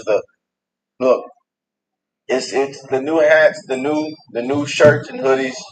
We have listed it, and then we took it down because it was giving us all kind of errors. So we're fixing the error, and we're gonna throw a huge discount. It's not gonna look like this though. This was actually sent in from my beloved family member on the show, Miss Beth. And I hope you and your family are doing well, Beth. If you are tuned in right now, I hope you and the fam is doing well, that you are staying warm, that you are in great health, that things are going well. I know we haven't talked in a good minute. It's been about a month or two, almost 3 months. But I hope that you are well, my love.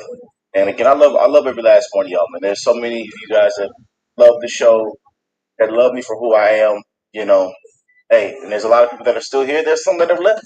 Some that have unsubscribed. Some that say I talk too much, I laugh too much, they don't like my personality. Hey, it is what it is, man. Can't make everybody happy. But we are in this together, and we're going to continue to call this out for what it is. We are going to seek the truth. We're going to crack jokes. We're going to have fun in this dirty world of politics. And hey, here we are. Let's go and jump in. Through their work at the Bill and Melinda Gates Foundation, they've demonstrated how the most capable and fortunate among us have a responsibility to use their talents and resources to tackle the world's greatest challenges. From helping women and girls lift themselves and their families out of poverty to empowering young minds across America, they have transformed countless lives with their generosity and innovation. Bill and Melinda Gates continue to inspire us with their impatient optimism that together we can remake the world as it should be.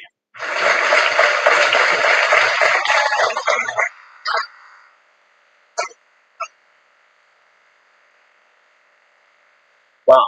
Just in 24 hours, this clip has over 40 million more views, likes, reshares are up in the thousands.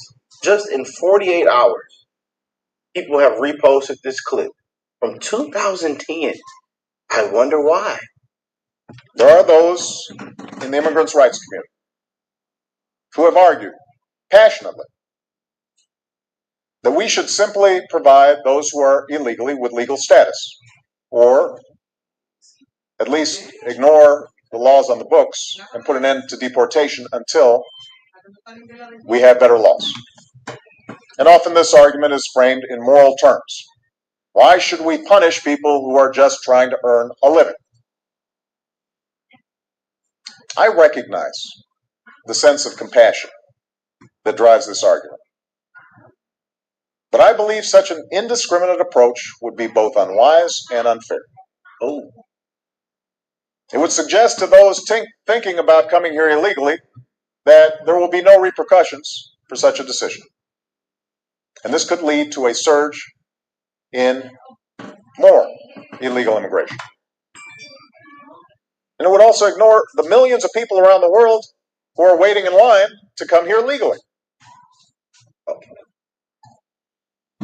Ultimately, our nation, like all nations, has the right and obligation to control its borders and set laws for residency and citizenship.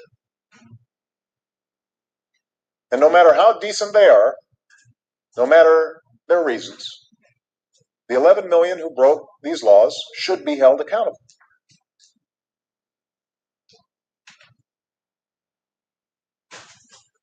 Did I hear it correctly? Did I hear it correctly? Am I losing my hearing? Oh, Barry. Oh, Barry. I tell you, you just can't make this. And is that you giving Tom Homan a medal? Ooh. Oh boy. Obama awarded Tom Homan one of the highest honors available to a federal civil service executive. Boy. Man. Record-setting removals, deportations. A medal with Obama. But with Trump, the same man, with Trump, right now, Tom Homan is a Nazi.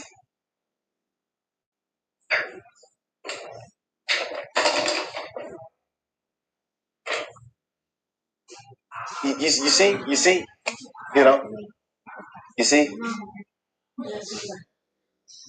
we exposing it in broad daylight every single time.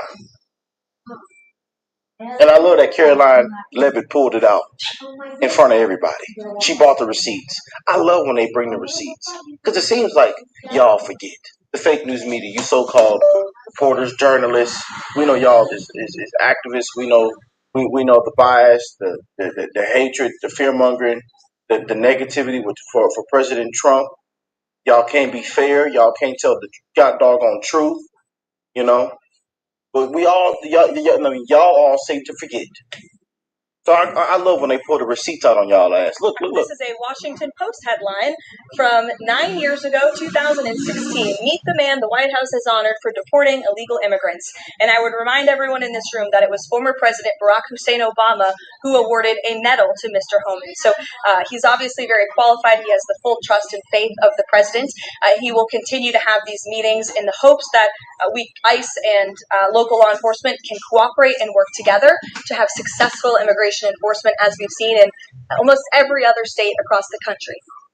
Oh boy, you just can't make that up. I want to look at it again. Felt good, didn't it, Obama? Obama, it felt good, didn't it? Didn't it, Barry? Smiling, feeling good. Tom Homan got a smile on his face. Tu dirección de residencia te está costando caro. Te están pagando 5 veces menos que lo que pagan por el mismo trabajo en Estados Unidos. El mismo trabajo, la misma calidad. Pero tú cobras 5 veces menos solo por tu código postal. Pero hay empresas americanas que sí te pagan lo que vales. Necesitan hispanohablantes nativos. I mean, man. And look, another clip with over millions of views in the last couple of hours that people are reposting. Look, we have it all right here. And I'm glad all these clips are going viral right now. And it exposes these Democrats, these hypocrites, these frauds, these hypocrites, Now, let me say this. Now, I ain't seen between the legs of Michelle. I seen, just to be honest, her younger years where she was a little girl. So, I don't know. But what I do know that is factual is the fact that when he, she, it, her, them, whatever the fuck you was wanting to vote, somehow, some way, the registry vote showed up as male, and then it would change to female. Now, if you're a female, you're not going to have to worry about changing whether or not you are, before he got elected the first time, that you have to change your male status to female. And Barack Hussein Obama was having some guy sucking his dick in the limousine when he was senator. The guy admitted that, And Obama never said anything contrary to that. Plus, he is gay and a potential alleged murderer of Tafari Campbell, or his executive chef on Martha Vineyard Island, or whatever the fuck it is. You know where all the rich niggas hang out at. I guess, I don't know. But this dude got a lot of questions. He never did shit for black folk. Democracy. Sweet double standard, huh? Exposing y'all every single day in broad daylight. Because now all of a sudden Trump's the big bad orange man, good to democracy, dictator, authoritarian. This is authoritarianship. Oh, we've all American citizens are getting deported. We've all lost our rights. Oh, Trump is destroying the country, unconstitutional, unpresidential. Oh. Everybody, go get your gun. Go do this, because ICE might be knocking you out, or knocking at your door and pulling you out your car, out your house. Oh, even if you're an American citizen. Oh, get the hell out of here. The Bush administration has done nothing to control the problem that we have. We've had 5 million undocumented workers come over the borders since George Bush took office. It has become an extraordinary problem. And look at Hillary. Oh, hell, look at Hillary. Look how she's looking at old Barry. Look at this. Look at this Democratic debate on CNN. On CNN. The reason the American people are concerned is because they are seeing their own economic position slip away. And oftentimes, employers are exploiting these undocumented workers. They're not paying the minimum wage. They're not observing worker safety laws. And so what we have to do is create a comprehensive solution to the problem. Now, I have already stated that as president, I will make sure that we finally have the kind of border security that we need. That's step number 1. Step number 2 is to take on employers. Right now, an employer has more of a chance of getting hit by lightning than be prosecuted for hiring an undocumented worker. That has to change. They have to be held accountable. And when we do those things, I believe that Biden at the end, yeah. See all them Democrats lined up? Yeah. That we can take the undocumented workers, the illegal aliens who are here, get them out of the shadows, make sure that they are subject to a stiff penalty, make sure that they're learning English, make sure that they go to the back of the line so they're not getting an advantage over people who came here legally. And when we do that, I think that make sure they're learning English. But when Trump said it, he's a racist. When we said it, we're racist, we're Nazis, we're fascists. You know, hey, I just don't get it. Somebody please come in here and slap me and make me understand. Please, somebody walk in here and just slap Rick upside the head. Say, Rick, this how look, this how it works, sir. Maybe I'm missing something. Okay. We can, instead of shedding all this heat, start shedding some light on the problem, and we can once again be a nation of laws and a nation of immigrants. That's what I intend to do as president of the United States. Nation of laws, nation of immigrants. You know, our president said the same thing. We need it, but we have to do it the right way. And even one of his constituents standing up on stage, they propped him up, asked him what kind of flavor ice cream did he like. Would you like chocolate today, sir? Vanilla? And we even added strawberry today, sir. If you're hearing these words, it's not a coincidence. Something powerful is moving in the... Yes, and we'll send you on your one-way ticket over there. You just go and take a nap. Don't go to bed. We have the machine plugged up in the wall. We have you gave us the authorization code, correct? You did? Okay. We're going to sign it away. And you said what, sir? Or are we doing anything at the border? No, we'll worry about it later. It's wide open. And even Miss Harris, she said she won't be in today. Yeah, they said she is recovering. She's having a hangover. Yeah, they said she was laughing and she took too many shots and she has a hangover. So yeah, no, she won't be headed to the border. We know she's the border czar, but no, it's fine. And then we'll keep it wide open, because we again need the people. We need things to come in. We need this will work out perfectly for everybody, even the American people, even the taxpayers. Yeah, you just can't make it up. What a disgrace! Damn, CNN, the Democratic debate. Look at all these frauds up on the stage. People ought to be walked. They all should have been walked out in handcuffs long got doggone time ago. And around this time, I was in elementary or middle school. 2000. I was a little boy. Unbelievable. I didn't know what the hell was going on in this country. What a disgrace. 2013. Oh boy. I'm the President of the United States. I'm not the Emperor of the United States. My job is to execute laws that are passed. And Congress right now has not changed what I consider to be a broken immigration system. And what that means is that we have certain obligations to enforce the laws that are in place, even if we think that in many cases the results may be tragic. There are going to be some stories that break our hearts. And more importantly, we're going to continue to have an economy that is stifled by a really inefficient system where not only are we deporting folks, but we also have a legal immigration system that is so bottlenecked that it forces sometimes people into the illegal system. Oh. All right. So before we go on, let me go through these.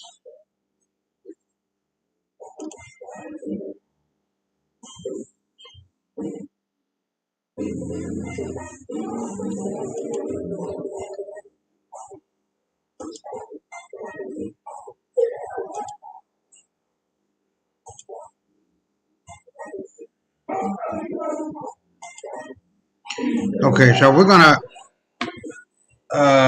let's see.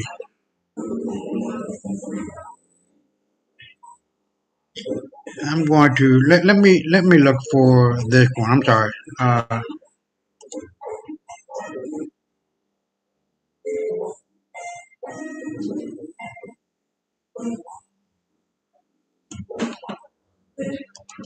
Sinkhole in Florida. I don't think I put that there. Let's see.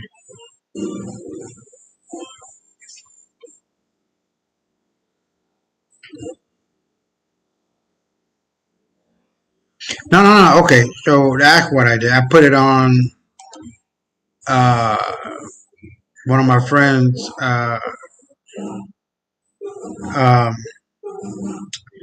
WhatsApp. So that's where I'm gonna go right now and take a look at that, so you guys can really see what the hell is going on. Hold on.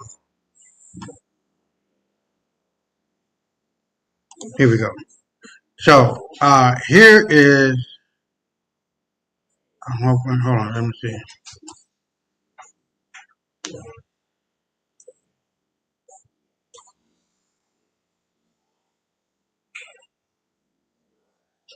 Let me see. Can you guys hear? Okay, so you can see that. Okay, hold on. So here is the state of Florida, Georgia, South Carolina, North Carolina, Tennessee, Alabama, and Mississippi. These will be the states that will be affected by the Kavanaugh dam damage that had been done.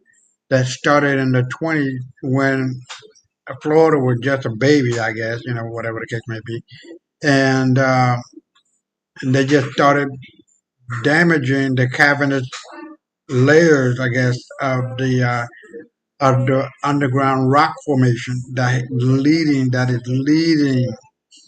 to the destruction of damn near all of Florida. Sinkhole after sinkhole after sinkhole, and they were warned about this shit. And three of these nuclear power plants are right on some of these sinkholes. Not just talking about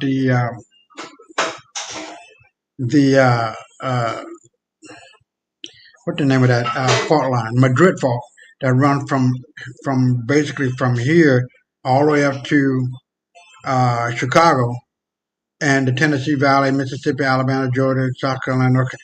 It's going to be damaged, not only from the sinkholes that are coming around and happening, but from the catastrophic Madrid fault earthquake that 15 nuclear power plants are there. Not only that, but you got the one out there in California and the Cascadia. So what we're going to do, we're going to follow. Oh shit! I shouldn't have done it. Hold on. Let me look it up. We're going to follow the clues, I guess, and let's see where it leads us to. Hold on. And here it is, where it's running all up and down from here. And it's all over Florida. So what we're going to do, we're going to play that video. Hold on. How do I get out of here?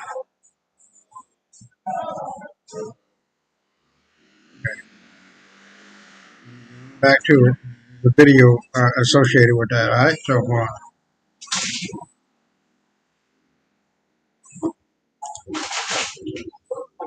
and here it is. So we're going to do that first. So we got a lot to cover because I'm going to be here for a minute. And I wanted you guys to pay attention. Florida coast collapses again. Massive sinkholes swallow beaches as limestone foundation crumbles. Florida coast collapses again. Massive sinkholes swallow beaches as limestone foundation crumble. I'll be right back.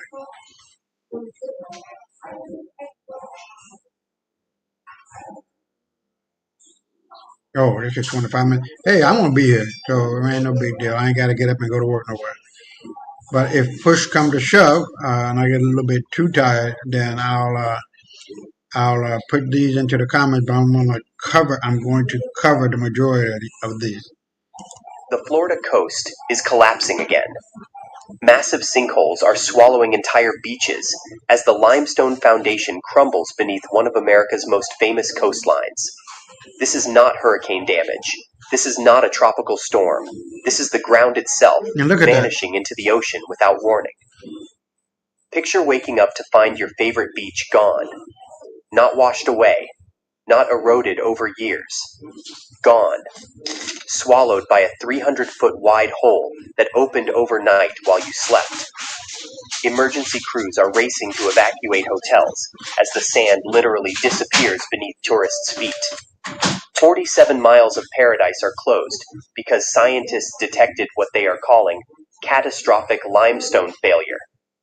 But here is what has geologists in complete panic. Black tar balls are washing ashore. Ancient material from thousands of feet below the surface is rising through cracks that should not exist. Seismic monitors are detecting earthquakes in Florida, a place that never has earthquakes. The collapses are accelerating, spreading northward, and connecting through hidden underground cave networks that stretch for hundreds of miles. Is this just Florida's nightmare? Or is the entire Atlantic coast sitting on a crumbling foundation that could collapse at any moment? How many more sinkholes before an entire city falls into the sea? December 18th, 6:47 a.m. Eastern Standard Time. Coast Guard patrol boat CG-47 reports an anomaly 400 yards off Deerfield Beach. Lieutenant Commander James Walsh radios base with coordinates that make no sense. The depth finder shows 40 feet where charts indicate 12 feet. Within 15 minutes, aerial surveillance confirms the unthinkable. A sinkhole 300 feet across has opened on the ocean floor, swallowing sand, coral, and seabed in a collapse that happened overnight while Florida slept. At 7:23 a.m., the second sinkhole rips open near Pompano Beach. This one measures 450 feet in diameter. Beach erosion becomes visible from shore as the underwater void pulls sand seaward. Tourists filming sunrise videos capture the moment the beach they are standing on starts sliding toward the water. Hotel guests evacuate in pajamas, grabbing children and running as emergency sirens wail across Broward County. By 8:15 a.m., a third sinkhole tears through the seafloor near Boca Raton. The Florida Department of Environmental Protection escalates to full crisis mode. Director Amanda Torres coordinates with 15 county emergency management offices as reports flood in faster than teams can respond. NOAA aerial surveys reveal what scientists feared most. The sinkholes are not isolated events. They are connected through an underground network that is actively failing. Beach closures begin at 9 a.m. sharp. 47 miles of coastline from Port Everglades to Palm Beach are deemed unsafe for human access. The Broward County Sheriff's Office deploys 200 deputies to enforce evacuation zones. The U.S. Coast Guard establishes no-go zones extending 2 miles offshore. The numbers are staggering and climbing by the hour. 12,000 tourists are displaced from beachfront hotels. 8 major resorts are completely evacuated. Listen. Emergency shelters open in Fort Lauderdale and West Palm Beach. By noon, satellite imaging from NOAA's Disaster Response Division reveals the full scope of the catastrophe. 23 distinct underwater sinkholes are identified across 15 square miles of seafloor. Dr. Marcus Reynolds, lead geologist with the U.S. Geological Survey, reviews the data with visible alarm. He describes what is happening as an unprecedented collapse event, unlike anything in Florida's recorded history. Preliminary damage estimates exceed $2.3 billion, and the sinkholes are still forming. Florida sits atop a porous limestone platform that is dissolving from below. Dr. Sarah Chen, lead geologist with the United States Geological Survey, explains the chemistry behind the catastrophe with growing alarm. Carbonic acid from rainwater combines with saltwater intrusion to create a chemical reaction that literally eats the rock. A process that normally takes centuries is happening in months, accelerating at rates that defy every geological model in her database. Sonar mapping reveals the nightmare beneath the surface. A massive interconnected cavern network stretches from Miami to Jupiter, discovered only after the first collapse triggered emergency surveys. Some chambers measure 200 feet tall and extend for miles through the subsurface. The University of Florida research team, led by Dr. James Martinez, analyzes the three-dimensional models with visible distress. The limestone foundation resembles Swiss cheese, hollowed out and structurally compromised across hundreds of square miles. The trigger mechanism involves multiple team led by Dr. James Martinez, analyzes the three-dimensional models with visible distress. The limestone foundation resembles Swiss cheese, hollowed out and structurally Now look at this. Now you know Florida goes all the way from over here to down.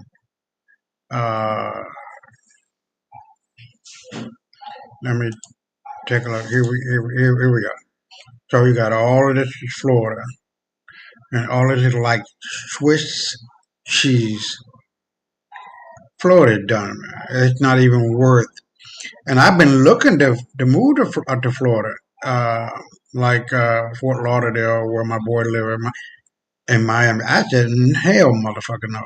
Not only not just for this, but them houses are not worth the money that they're talking about.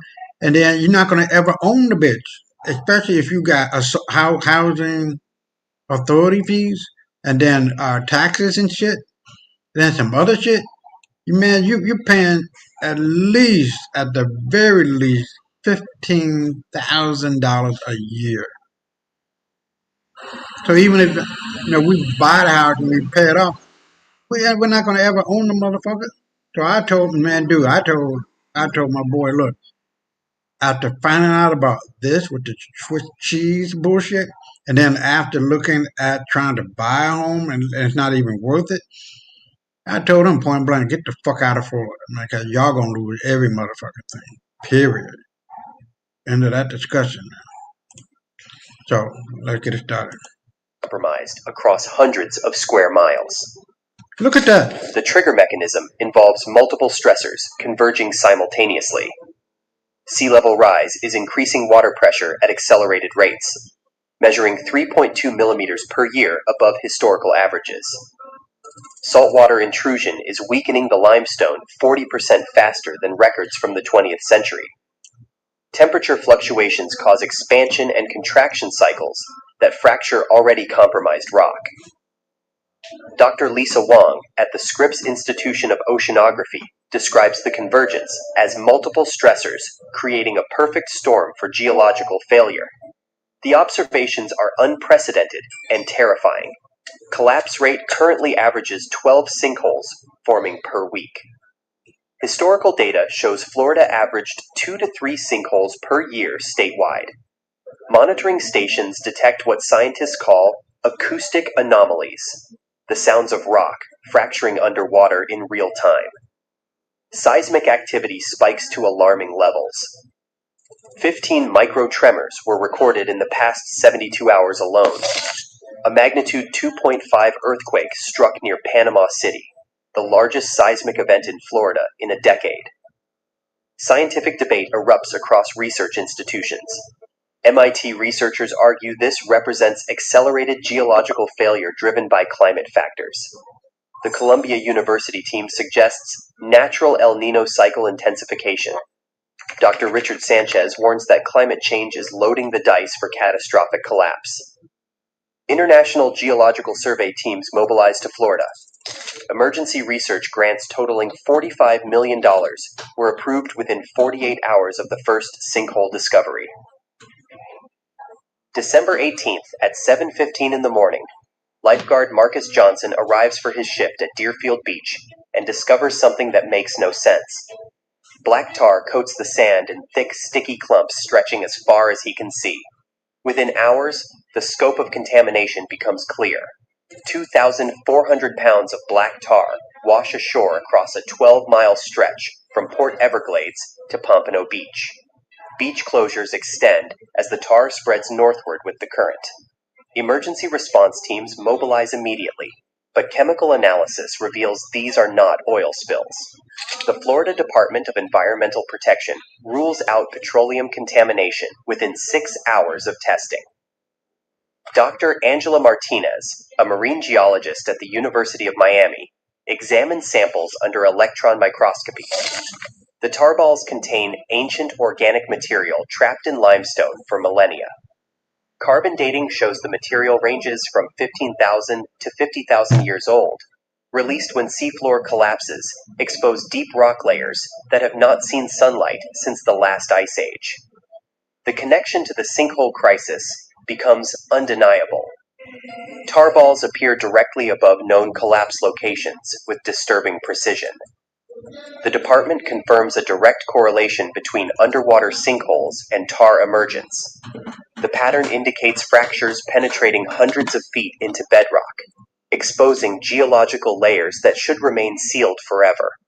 Maps overlaying tarball locations and underground cave networks match almost perfectly, revealing the true scale of subsurface damage. Environmental and health concerns cascade rapidly. The EPA deploys testing teams for toxicity analysis. Swimming bans extend across 31 miles of coastline. Wildlife impacts mount catastrophically. 47 sea turtles are showing signs of tar ingestion. 12 dolphins are exhibiting respiratory distress. Marine mammal rescue centers become overwhelmed within 48 hours. Tourism losses accelerate beyond early projections.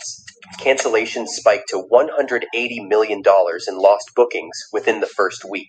Hotel occupancy drops 73% across Broward and Palm Beach counties. Spring break reservations evaporate as images of tar-covered beaches flood social media. The tar balls serve as nature's alarm system, geological warnings written in ancient carbon. Scientists are racing to map potential tar deposit locations, and they discover methane readings in some collapsed zones, suggesting additional hazards lurking below. If material buried for 50,000 years is surfacing now, what else could the collapsing foundation release?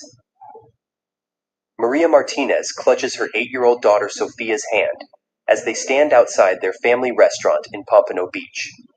For 18 years, the beachfront property represented 3 generations of dreams built on Florida sand. The morning of December 18th changes everything. Foundation cracks appear overnight, spreading across walls like spider webs. The building inspector arrives at 9:47 a.m. with devastating news. Structure compromised due to ground subsidence. Evacuate immediately. Maria takes 3 suitcases and family photos. The restaurant, valued at $2.8 million, carries insurance that excludes ground collapse. Sophia cries as they drive away.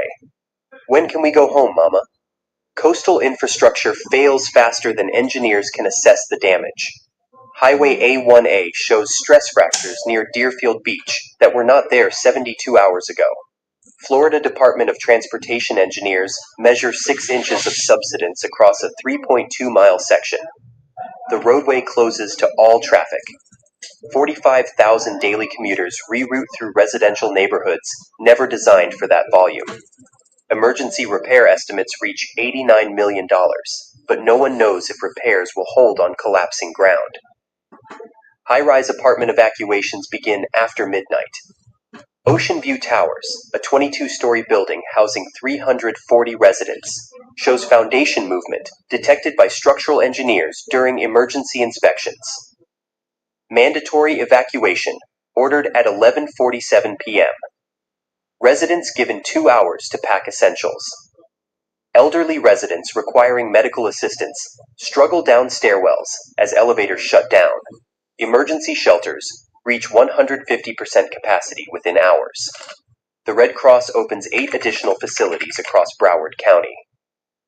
The economic cascade accelerates beyond containment. 2,400 hotel rooms remain closed indefinitely. 67 restaurants have shuttered as evacuation zones expand. Spring break bookings were canceled en masse, with projected losses reaching $420 million. The real estate market freezes completely. Home values in affected zones drop 35% overnight. Insurance companies are refusing new policies for any coastal property within 5 miles of documented sinkholes. Community response mobilizes despite overwhelming odds. Local churches open their doors to displaced families. Volunteer networks distribute supplies and coordinate temporary housing. But individual generosity cannot address systemic collapse. The mayor of Fort Lauderdale faces cameras with visible exhaustion. This is beyond anything we planned for, beyond anything our emergency protocols imagined possible. Children wake screaming from nightmares of the ground opening beneath them. Anxiety medication prescriptions spike 340% across coastal counties. A mental health crisis emerges alongside the geological catastrophe. December 20th, 2:34 a.m. Eastern Standard Time. A magnitude 2.8 earthquake strikes with an epicenter 15 miles offshore from West Palm Beach. U.S. Geological Survey seismologist Dr. Kevin Torres stares at the data from monitoring stations with complete disbelief. This should not be happening. Florida averages 0 significant earthquakes per year. The state sits nowhere near tectonic plate boundaries. Yet this month alone, seismic monitors record 17 detectable tremors across the region. The connection between collapses and earthquakes defies traditional seismology. These are not tectonic plate movements. Something entirely different is occurring beneath Florida's coast. Leading theory suggests the massive weight of collapsing rock creates stress waves that propagate through the limestone platform. A secondary theory proposes water rushing into newly formed voids generates pressure, shocks, powerful enough to register on seismometers. Dr. Rachel Kim at Caltech reviews the seismic signatures with growing alarm. We are observing new phenomena that earthquake science cannot fully explain. Emergency monitoring networks deploy across the crisis zone. 40 temporary seismometers were installed along 100 miles of coastline within 48 hours. Real-time data streams to USGS headquarters in Golden, Colorado. The sensors detect continuous micro-tremor activity. constant vibrations suggesting progressive collapse spreading through interconnected cave systems. The pattern moves steadily northward, at rates averaging 3 miles per day. The seismic reach extends far beyond initial projections. Tremors register in Miami, 85 miles south of the primary collapse zone. Jacksonville reports unusual vibrations felt by residents 180 miles to the north. Georgia's coast has placed monitoring systems on high alert. South Carolina requests federal assistance for geological assessments of similar limestone formations. Computer models project disturbing possibilities. Simulations show potential for magnitude 4.0 or larger events if collapses accelerate. These would not originate from fault lines, but from catastrophic structural failure of the limestone platform itself. University of Miami researchers run cascading collapse scenarios, showing worst-case magnitude 5.0 earthquakes possible if multiple cave systems fail simultaneously. Emergency planning evolves in real time. Earthquake preparedness campaigns launch across Florida, unprecedented for a state never considered seismically active. Building codes face emergency review for structural integrity on unstable ground. Mandatory inspections are required for all buildings within 2 miles of the coastline. The insurance industry faces an existential crisis as policies never included earthquake coverage for Florida properties. FEMA expands its mission scope to include geological collapse events, creating entirely new disaster response protocols for threats that were theoretical until now. Limestone formations do not respect state boundaries. The same geological platform supporting Florida extends through the entire southeast coastal region. Georgia sits on identical porous limestone. South Carolina contains karst topography, riddled with underground voids. North Carolina's Outer Banks show early warning signs that scientists previously dismissed as normal erosion. The Atlantic coastal plain stretches 1,200 miles from Florida to New Jersey, all potentially vulnerable to catastrophic collapse. Early detection systems activate along the coast as the threat expands. The Georgia Department of Natural Resources deploys emergency survey teams to barrier islands within 72 hours of Florida's first collapse. Jekyll Island reports minor subsidence detected in 3 separate locations. Tybee Island experiences unexplained beach erosion, accelerating beyond historical rates. South Carolina's governor requests immediate federal geological assessment. The USGS expands seismic and ground monitoring networks to 6 states. Dr. Michael Torres at Duke University proposes the domino effect theory, with supporting data that alarms coastal researchers. Florida's collapse is creating regional destabilization through interconnected geological systems. Pressure changes in the massive Floridan aquifer affect connected regions across state lines. Groundwater flow patterns shift dramatically, altering subsurface conditions hundreds of miles from the original collapse zone. The aquifer system extends from southern Alabama to South Carolina, creating potential for cascading failures across the entire southeast. Economic implications explode beyond initial Florida projections. Atlantic coast tourism generates $186 billion annually across affected states. Real estate values in 15 coastal counties total $2.4 trillion in assessed property. Federal Reserve economists analyze scenarios where a spreading collapse could trigger an economic catastrophe, dwarfing the 2008 housing crisis. The insurance industry convenes emergency summits in New York and London. Lloyd's of London reclassifies the entire Atlantic limestone coast as extreme risk, essentially uninsurable under traditional coverage models. International attention focuses on Florida as a global warning. The Bahamas sits on identical limestone formations. Caribbean islands face similar geological vulnerabilities. Mexico's Yucatan Peninsula contains the world's largest underwater cave systems carved through limestone. Mediterranean coastlines with karst geology monitor developments closely. An international geological conference convenes on an emergency basis. The UN Environment Programme issues requests for global coastal stability assessments. Infrastructure risk assessment reveals catastrophic exposure beyond Florida. The Port of Savannah is America's third busiest container port, and its facilities are built on limestone. Charleston's naval installations support Atlantic Fleet operations. Dozens of military bases across the Southeast sit on potentially unstable foundations. 3 nuclear power plants operate within zones geologists now classify as vulnerable. Interstate highway systems cross regions where subsurface collapse could sever critical transportation corridors. December 19th, Governor Ron DeSantis declares a statewide emergency from the Capitol steps in Tallahassee. The formal request submitted to the White House demands $12 billion in federal disaster relief, the largest single state request in FEMA history outside hurricane season. The Florida National Guard receives mobilization orders for 4,200 personnel, the largest domestic deployment the state has ever authorized. Troops establish checkpoints, coordinate evacuations, and patrol closed beaches to prevent unauthorized access to collapsed zones. A congressional battle erupts within hours of the federal funding request. House Republicans question the allocation during emergency appropriations hearings. Why should taxpayers across America bail out Florida's coastal development decisions? Senate Democrats push for immediate approval without conditions, arguing that American citizens are suffering now. The debate over climate change's role in the crisis paralyzes legislative action. Senator Marco Rubio faces cameras with visible frustration. People are losing their homes while Washington plays politics. The emergency funding bill stalls in committee as both parties calculate electoral advantages. FEMA faces resource exhaustion across multiple simultaneous disasters. The agency deployed thousands of personnel to California's catastrophic floods just weeks earlier.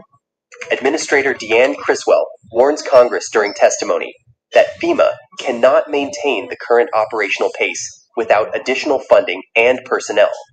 Emergency reserves deplete at unsustainable rates. Congress debates FEMA budget increases, while disaster costs compound daily.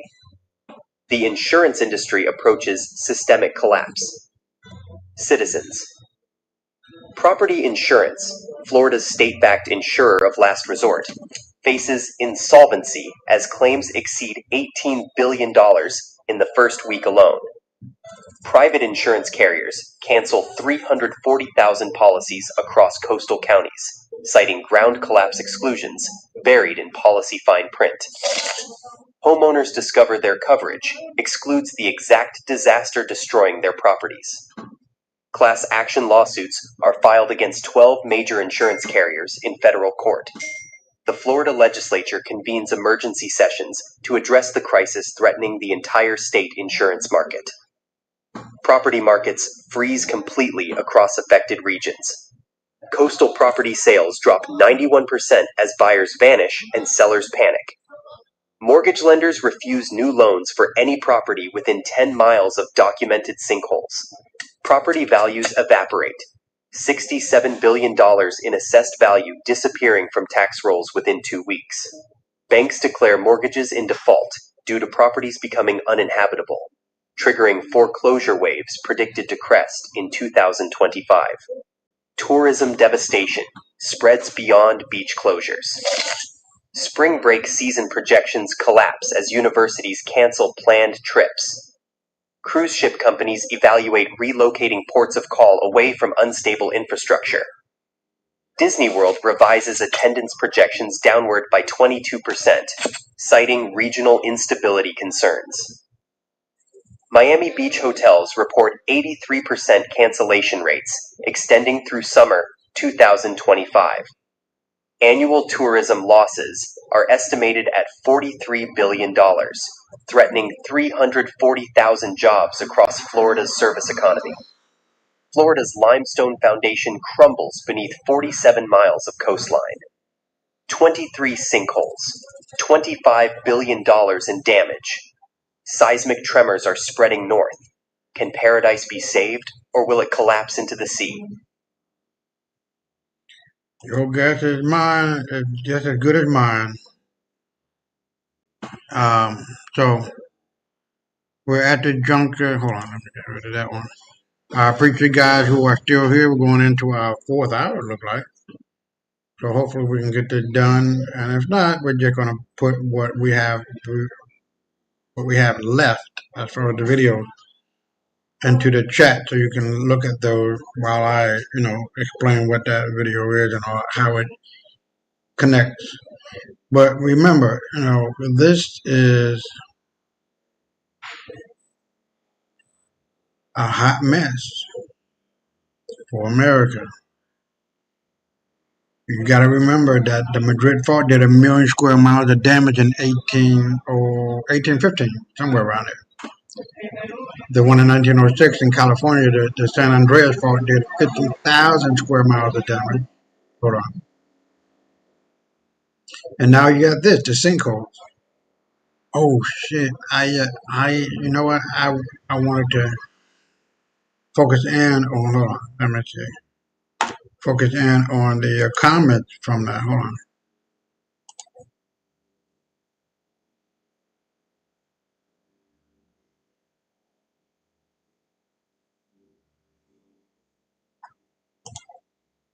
Okay, so let me go back to that video and comment on that one. So as you can see, the Florida collapses again. Now this guy, which one was it? Because I made a reply to you. I want to read them both. Both sides of my family moved to the Sarasota, Florida area, and this is the one. In the 1930s, my father started fishing in Lake Okeechobee. At that time, he had a meltdown when the stupid people decided to build an intercoastal waterway. He said they would cut through all the underground limestone caverns. This is the result. The water has drained as he said it would, and that the caverns are caving in. The same stupid people decided they better control Lake Okeechobee, and they have destroyed it. I was born in Florida in 44. We spent summers on the north and end of Lake Okeechobee. Sarasota was filled with orange trees. Life was good. Most all dead now, and their graves will fall deeper into the land they loved. Greed is a bitch, and you're not thinking about the future at all, and then you get caught up, and this is exactly what happened. So now we're gonna go over here to the big one. Now, I don't know, it's similar to the Madrid fault, but this one is catastrophic, you guys. It's only 4 minutes long, and then I'll be right back. Regional director made a statement that sounded like a movie script. Everything west of Interstate 5 will be toast. He wasn't exaggerating. This is Cascadia, a 700-mile fault line running from California to Canada. Under the feet of 15 million people, invisible tectonic violence is happening right now. It is a nuclear bomb, and the fuse is fully locked. We know the exact minute it last detonated. January 26, 1700, 9 p.m. Japanese officials recorded the waves on the other side of the ocean, while dead trees in Washington state still bear the scars. When it happens again, the ground will drop beneath your feet. Residents on the coast will have 15 minutes before the ocean deletes them. The average cycle for a rupture is about 500 years. We are currently in year 324. We are living on borrowed time. Why is Cascadia more dangerous than the San Andreas? It comes down to elastic rebound. Imagine bending a plastic ruler. It resists. It stores energy. The North American plate is that ruler. The Juan de Fuca oceanic plate is pushing against us, but the fault is locked by friction. The coast is being compressed and bulged upward. The tension has been building for centuries, thousands of nuclear warheads worth of energy. When the lock finally snaps, two catastrophic things will happen. First, the edge of the continent will jump 30 to 60 feet west in minutes. This giant shove will displace the ocean and launch a mega tsunami. Second, and worse, The coast will instantly drop by 3 to 6 feet, forever. What was a beach becomes the seafloor. The water doesn't even need to rise. The land falls into it. This is not a theory. We have the corpse. The Copalis River in Washington, the ghost forest. Hundreds of dead red cedars standing in a salt marsh where they cannot grow. Scientists analyzed the tree rings. They grew a full ring in 1699 and 0 in 1700. They weren't broken by an earthquake. They drowned standing up. The ghost forest gave us the year. Japan gave us the hour. In January 1700, Japanese samurais and officials were confused. Villages were destroyed by waves, but the ground never shook. They called it the orphan tsunami. Only in the 20th century did we connect the dots. The parent of that wave was America. So what happens when the lock breaks again? A magnitude 9.0 earthquake won't last 30 seconds. It will last 4, 5, maybe 6 minutes. That is an eternity when concrete is crumbling above your head. Seattle is sitting in a geological bowl of jelly. The soft sediment will amplify the shaking waves. In the industrial zones, liquefaction will begin. Solid ground will turn into a liquid soup. Manhole covers will shoot into the air like champagne corks. Heavy buildings will simply sink into the street, and that is before the ocean arrives. On the coast, the water will recede first. That is your only warning. Then comes a wall of water up to 40 feet high, a grinder of houses, cars, and trees moving at 30 miles per hour. In Seaside, Oregon, schools are inside the inundation zone. Residents have 15 minutes to run to high ground, but the bridges they need to cross might already be gone. The odds of the southern fault snapping in the next 50 years are 37%. That is a coin toss. The bow is bent. The spring is loaded. Geology does not care about our schedule. The question is not if. The question is when the clock strikes midnight. Next briefing. The 2004 tsunami. The day the ocean retreated 2 miles, before hitting with the force of 23,000 nuclear warheads. Click here to witness the physics of the black wall. End of briefing. Boy, I tell you, I just don't know what to tell you. Be honest with you, you're either going to believe what I'm telling you, and the evidence and the facts that I'm presenting give credence to what I'm saying, then you'll be okay. But if not, and you're just going to blow it off, don't blame me. So now, all of this is coming back to the inadequacy, ineptness of the white boy. 15 nuclear power plants sitting on the Madrid Fault. 3 on this sinkhole that would devastate America just by itself, this sinkhole. Because you're looking at all of those states that I have brought up here that are going to be devastated. Not only that, from here all the way up to the east coast of America.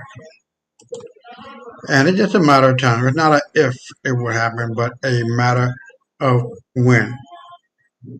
And I can't predict that with a certainty, like tomorrow at 12 o'clock. It's just going to be what it's going to be, you guys. And it's for you to become aware of what is going on so you can be prepared. So when the worst happens, it's not hurting you as much. It's still going to hurt, but it's not going to hurt as much if you are not prepared. And this one is where we get into Bill Gates. I'll be right back. Gigaviral. Epstein emails DOJ drop memorializing a fight he had with Bill Gates. In it, he says that Bill Gates got STDs from Russian hookers, and then asked Jeffrey for antibiotics that Bill could secretly give to Melinda without her noticing. Oh, man.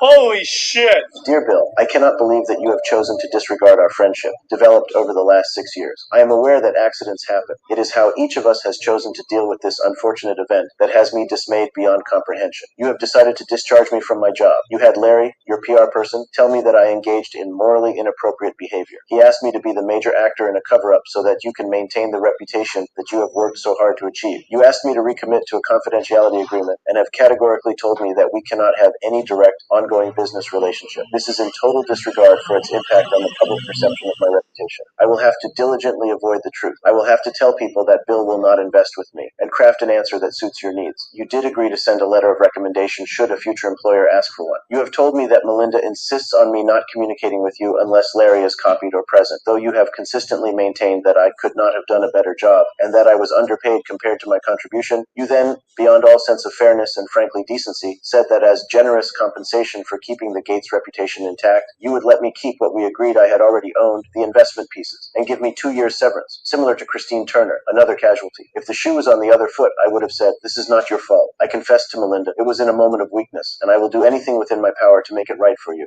I have more money than anyone needs. I will bend over backwards to make sure your next career is rewarding and on an upswing. That is what I would have done had I been in your shoes. What I did receive, however, was an unfriendly, strongly worded email, and that I should not look to you for any significant financial help in the future. To add insult to the injury, you then implore me to please delete the emails regarding your STD, your request that I provide you antibiotics that you can surreptitiously give to Melinda, and the description of your penis. You also made it clear to me that I am not to refer to redacted, as that is another topic that must remain between the two of us. All of these requests, which I would have done without a second thought, until you were ready to discard me and our friendship. When you met him 10 years ago, he was convicted of soliciting prostitution. It was reported that you continued to meet with him over several years. What did you do when you found out about his background? Well, he's dead. So, in general, you always have to be careful. Yeah, I don't know about that one, huh? Oh, man. This is sick. Don't worry, honey. It's a B vitamin. Yeah, bro. Like, this is... No, it's just a vitamin. Don't worry about it. It's okay. Boy, I tell you, this white boy is a holy mess, man. Holy fucking mess. Now here we got Troy humiliated France with the go back currency. Here's why the West is worried. Now hold on, I'm gonna put this one into the chat, and you guys can, because I don't want to get too far behind. But it's a good one, and it's dealing with our ancestors and what they think about white folks. Okay. So now that one is in the chat. That has to do with Dr. Amos Wilson, the fall of white supremacy. And let's see what I want. And this is a good story too, but I'm not gonna play it. So you can put that into the chat, and if you want to read it, hear it, you can do that. So I'm gonna put this one in the chat, and we're gonna be pretty much on our way to the end of the program.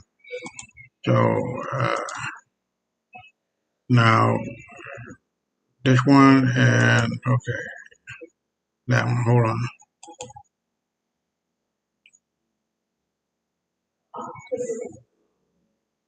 So yeah, so I'm gonna 1, 2, 3. I'm gonna do these 4, and then that'll be it for tonight. Okay, guys.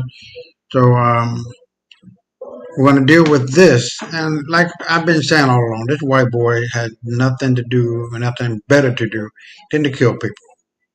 I'll be right back.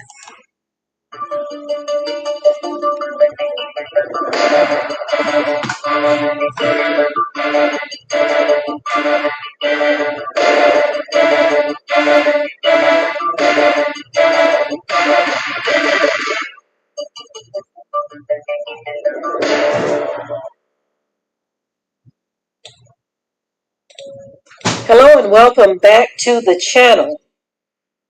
So I have some very, very important news that I'm going to be sharing with you in this video. I want you all to pay very close attention to what I'm going to be saying. This situation, I feel, is definitely noteworthy. It's something that we need to be looking out for, paying attention to, and praying about. Okay?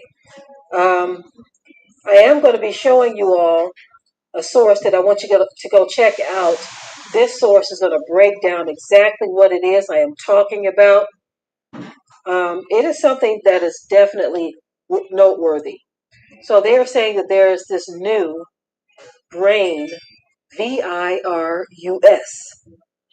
and it is possibly one of the scariest ones ever with a 100%, listen y'all, 100% mortality rate. Now, the information I'm going to be talking about, I'm going to leave it up to the experts to break it down for you, if you know what I mean. But I just want you all to be aware of what is floating around out here and some of what is being said about it. Now, this person that is talking about this, they are an expert, okay? They are an expert. They have a legal right to put certain information out there. So what you're going to be seeing is definitely something that you want to consider deeply, especially since this is a person who is going against the grain, if you know what I mean. This particular thing, they said that there are those who are jiggling around with something in laboratories, right? And they say that this is something they have no business jiggling around with. There is no real reason to even research this particular thing. But this thing that they are jiggling around with, they're doing it. And they've determined that if the brain is infected by this, that is a 100% mortality rate. They've tested it out on transgenic mice, in which they say those are humanized mice, and all of those that were tested on, that they've tested this on, are deceased. Finished. So they put these human genes into mice so that they could do certain testing. And from what this person is saying, they have no real reason to do this.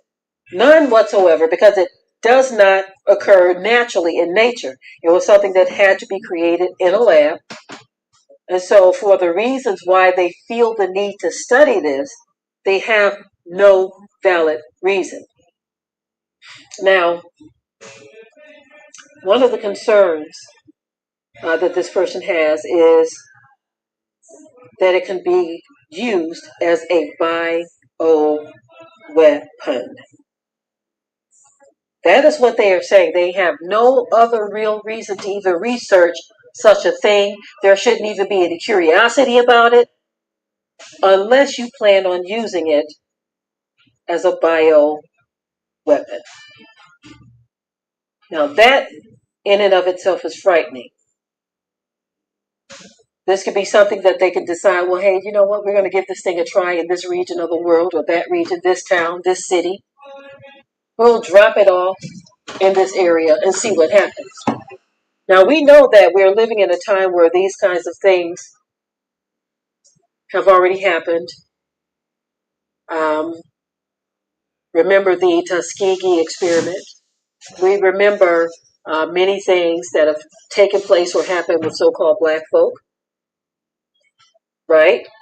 This is something quite different, but what we're talking about is the fact that they will use humans who are not even aware that they're being used. They will put something in an area. For instance, think about certain areas where they dump things. Many times they'll dump these things right in black communities. They will dump them right in black communities, and the people are left with failing health or just simply burying their loved ones who have died as a result of what has happened. Many times, a lot of these companies don't even get in trouble for it. Nobody's held accountable for it. You're just kind of stuck with the consequences of what the situation has done to you. Now, this is some terrible stuff, right? This is some terrible stuff. So what I want to do this because I want you all to see this.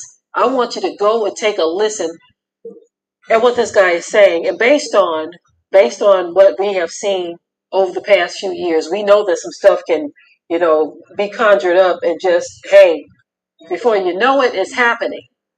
Take a look at this. Now, I found this man right here to be Hey, he knows his stuff. Look at the title of the video here. He's talking about a new brain by Russ. That's what he's talking about in this video. Now, some of the stuff that he says in this video are quite frightening. This is what is being called right here. You see it in the description area right there. Okay. And for them to say a 100%, a 100%, he has a lot of information under the video that you can take a look at right here. 100% mortality rate.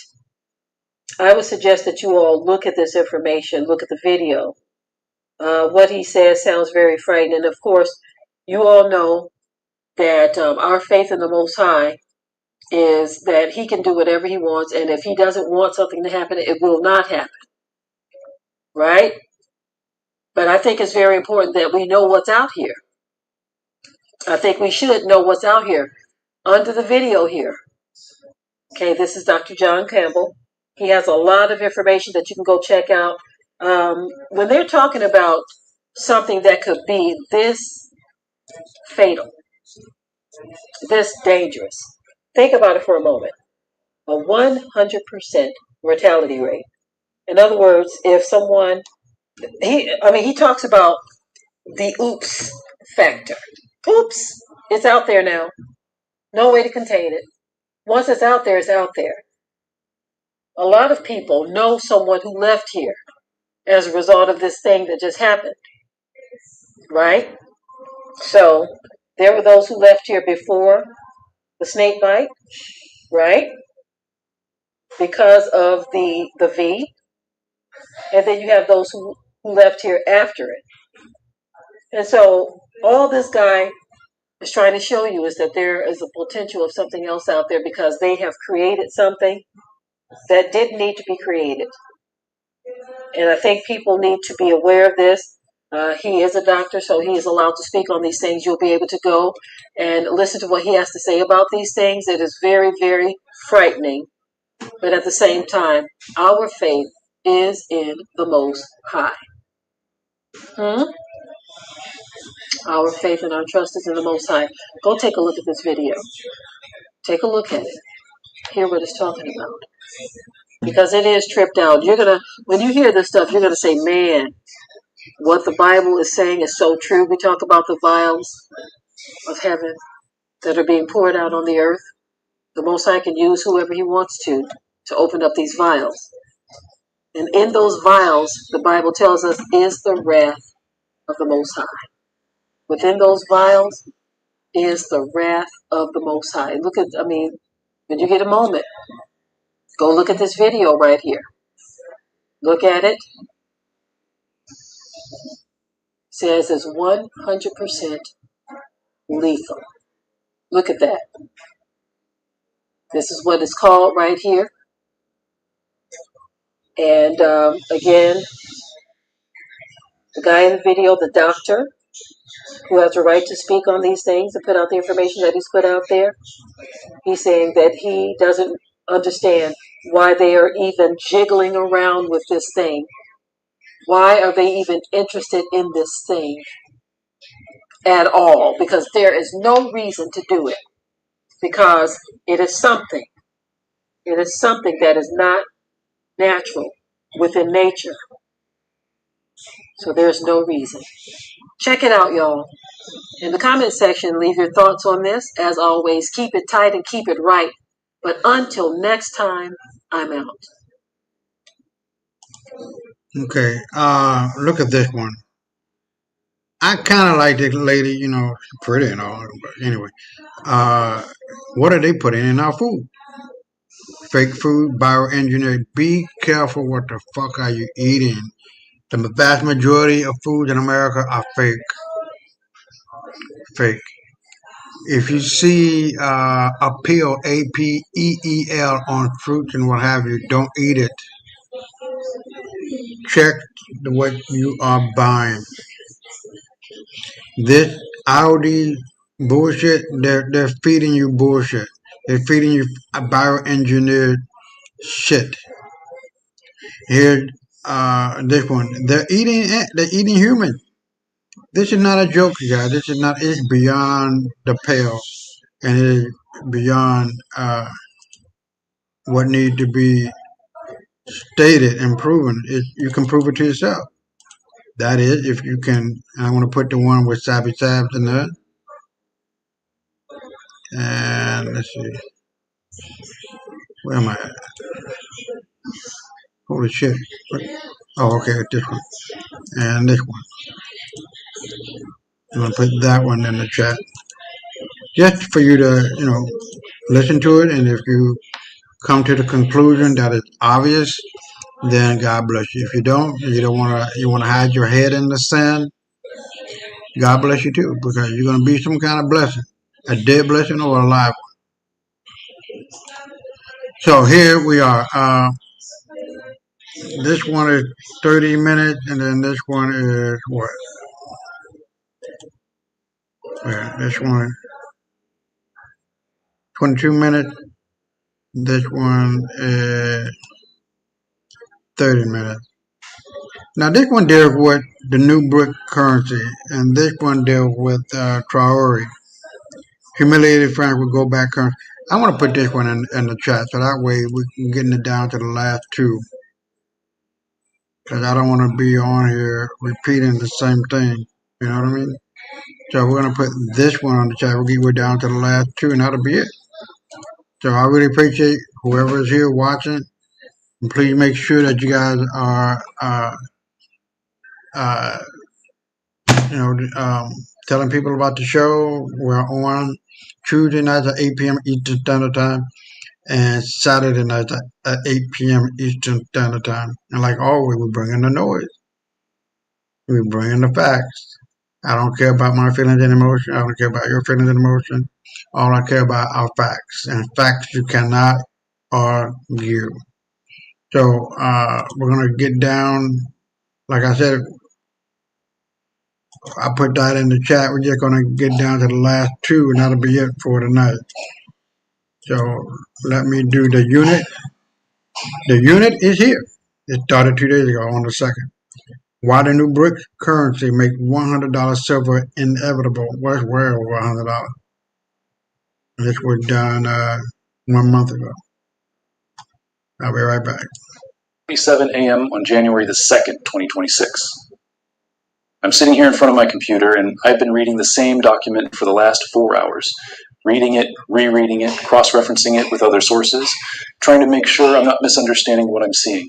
Because what I'm looking at, what was quietly released by the New Development Bank 3 days ago, what has been completely ignored by the Western financial media, is the most significant monetary development since the Bretton Woods Agreement in 1944. The BRICS nations, Brazil, Russia, India, China, South Africa, plus the expanded members, Iran, UAE, Egypt, Ethiopia, have just published the technical specifications for the unit, the new BRICS currency, the gold-backed trade settlement mechanism that is designed to replace the US dollar in international commerce. And buried in the technical documentation, hidden in the appendices, described in language that only central bankers and monetary economists would understand, is the role of silver. Silver is not just mentioned. Silver is embedded. Silver is designated as a Tier 2 reserve asset in the basket that backs the unit. And what that means, what the implications of that designation are, it's going to change everything we thought we knew about the silver market. It's going to make $100 silver not just possible, but inevitable. And it's going to happen in 2026. I'm going to walk you through this document. I'm going to show you exactly what the unit is, how it works, why it matters. I'm going to show you the specific role that silver plays in the system.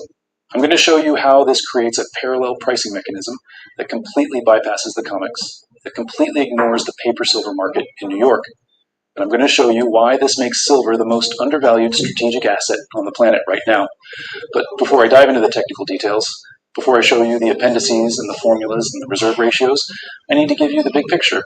I need to explain what the BRICS nations are trying to accomplish and why the US dollar is about to lose its dominant position in global trade. For 80 years, since the end of World War II, the US dollar has been the world's reserve currency. When countries trade with each other, when Brazil sells soybeans to China, When Saudi Arabia sells oil to India, the transaction is denominated in dollars. The buyer converts their local currency to dollars. They wire dollars to the seller. The seller converts dollars back to their local currency. Every international transaction flows through the dollar, and this gives the United States enormous power. Because everyone needs dollars, everyone holds dollars in reserve. Central banks around the world hold trillions of dollars in U.S. Treasury bonds. They hold dollars in bank accounts. They need dollars to facilitate trade. And this demand for dollars allows the U.S. government to run massive deficits, to print unlimited amounts of money, to finance wars and social programs without consequence. Because the rest of the world absorbs the inflation. The rest of the world holds the dollars while the U.S. prints more.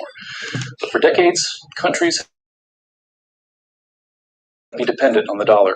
They don't want to be vulnerable to U.S. sanctions. They don't want to hold reserves in a currency that's being debased by endless money printing. They've been looking for an alternative. And in 2024, at the BRICS summit in Kazan, Russia, the alternative was announced: the unit, a new currency for trade settlement among BRICS nations. A currency backed not by the full faith and credit of a government, but by a basket of commodities: gold, silver, oil, natural gas, rare earth elements, hard assets, real resources, things that cannot be printed.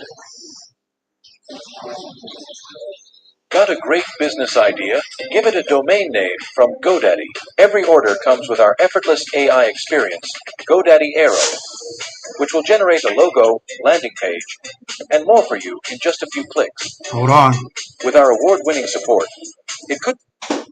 The technical documentation for the unit was released on December 30th, 2025. Most people missed it. It came out during the holiday week. The Western media ignored it. But the document is real. It's published on the New Development Bank's website. It's 247 pages of technical specifications, reserve requirements, conversion mechanisms, settlement protocols. And if you read it carefully, if you understand what you're looking at, you realize this is not a proposal. This is not a concept. This is a functioning system that goes live in Q2 2026. Let me show you how it works. The unit is a digital currency. It exists on a blockchain. It's not a cryptocurrency like Bitcoin. It's a central bank digital currency, a CBDC, issued and controlled by the BRICS central banks collectively. Each unit is backed by a basket of commodities held in reserve by the member nations. The basket composition is specified in Appendix C of the technical documentation. I'm going to read it to you verbatim because this is critically important. The unit shall be backed by a commodity reserve basket consisting of 40% gold, 20% silver, 15% crude oil, 10% natural gas, 10% copper, 5% rare earth elements. The reserve ratios may be adjusted by consensus of member central banks on an annual basis to reflect market conditions and strategic priorities. 40% gold, 20% silver. Let that sink in. 20% of the backing for the new BRICS currency is silver, not just gold. Gold and silver, the two monetary metals that have been used as money for 5,000 years. Now here's what most people don't understand. Here's what the Western media is missing. The BRICS nations are not creating this currency to compete with the dollar in Western markets. They're not trying to get Americans to use units. They're creating this currency to settle trade among themselves, to bypass the dollar entirely. When China wants to buy oil from Russia, instead of converting yuan to dollars, sending dollars to Russia, and Russia converting dollars to rubles, China will simply send units to Russia. The transaction is settled instantly. No dollars involved, no SWIFT system, no U.S. banks, no exposure to U.S. sanctions.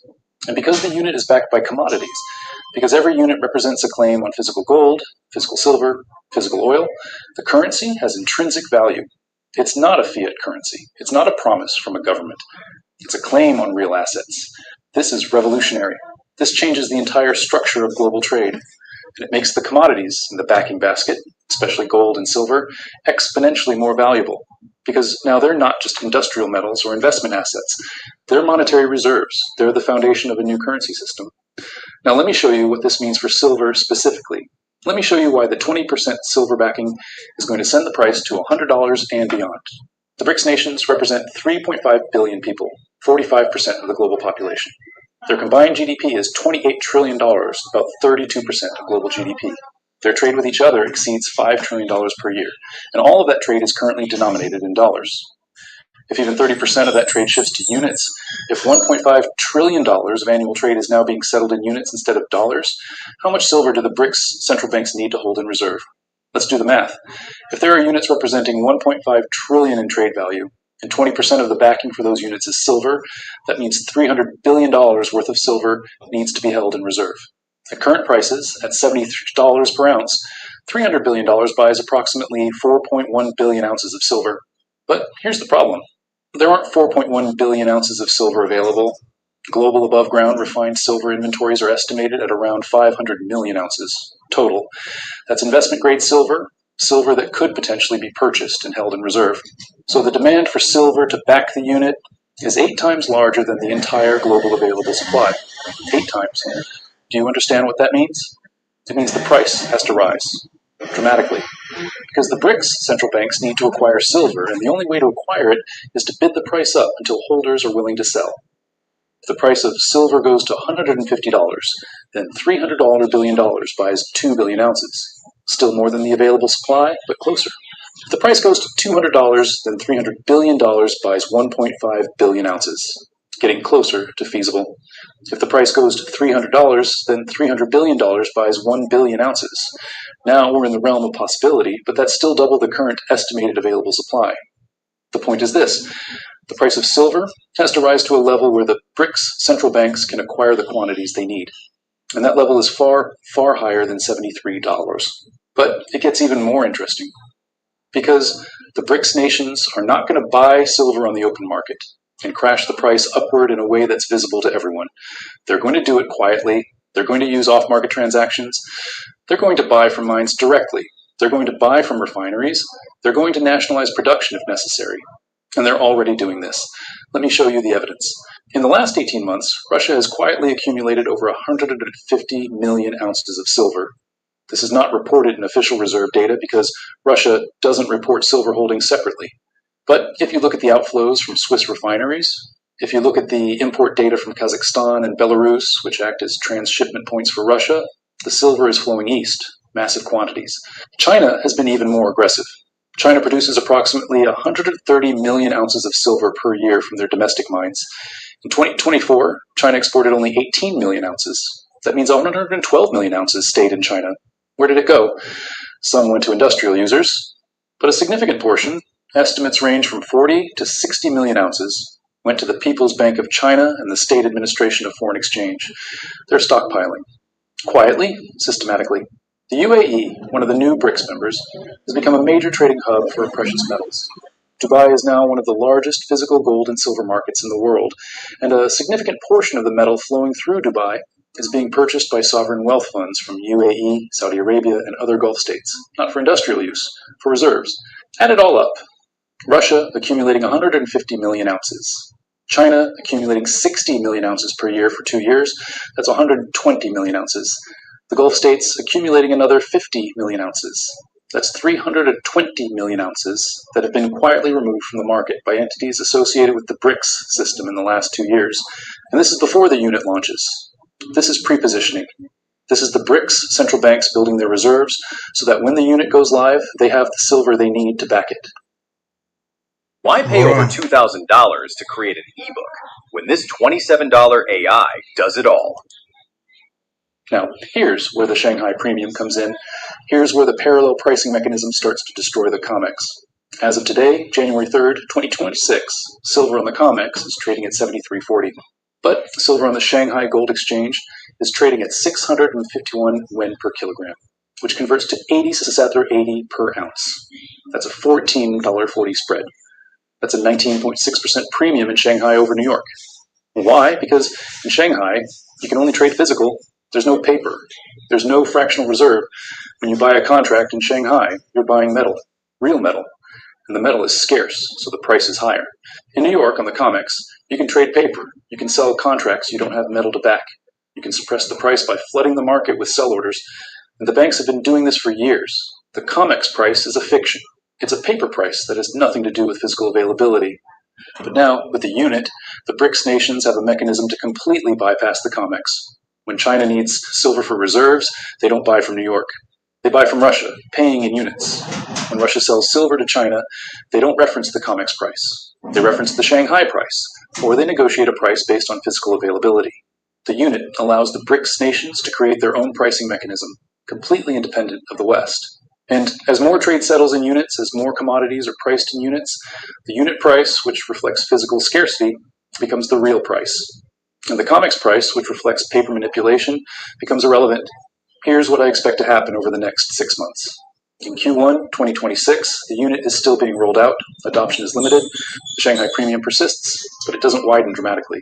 Silver trades in a range, $70 to $85 in New York, $85 to $100 in Shanghai. In Q2 2026, the unit goes fully operational.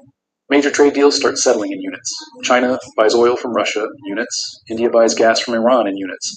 Brazil sells soybeans to China in units. The velocity of unit transactions increases, and the demand for silver to back the unit increases proportionally.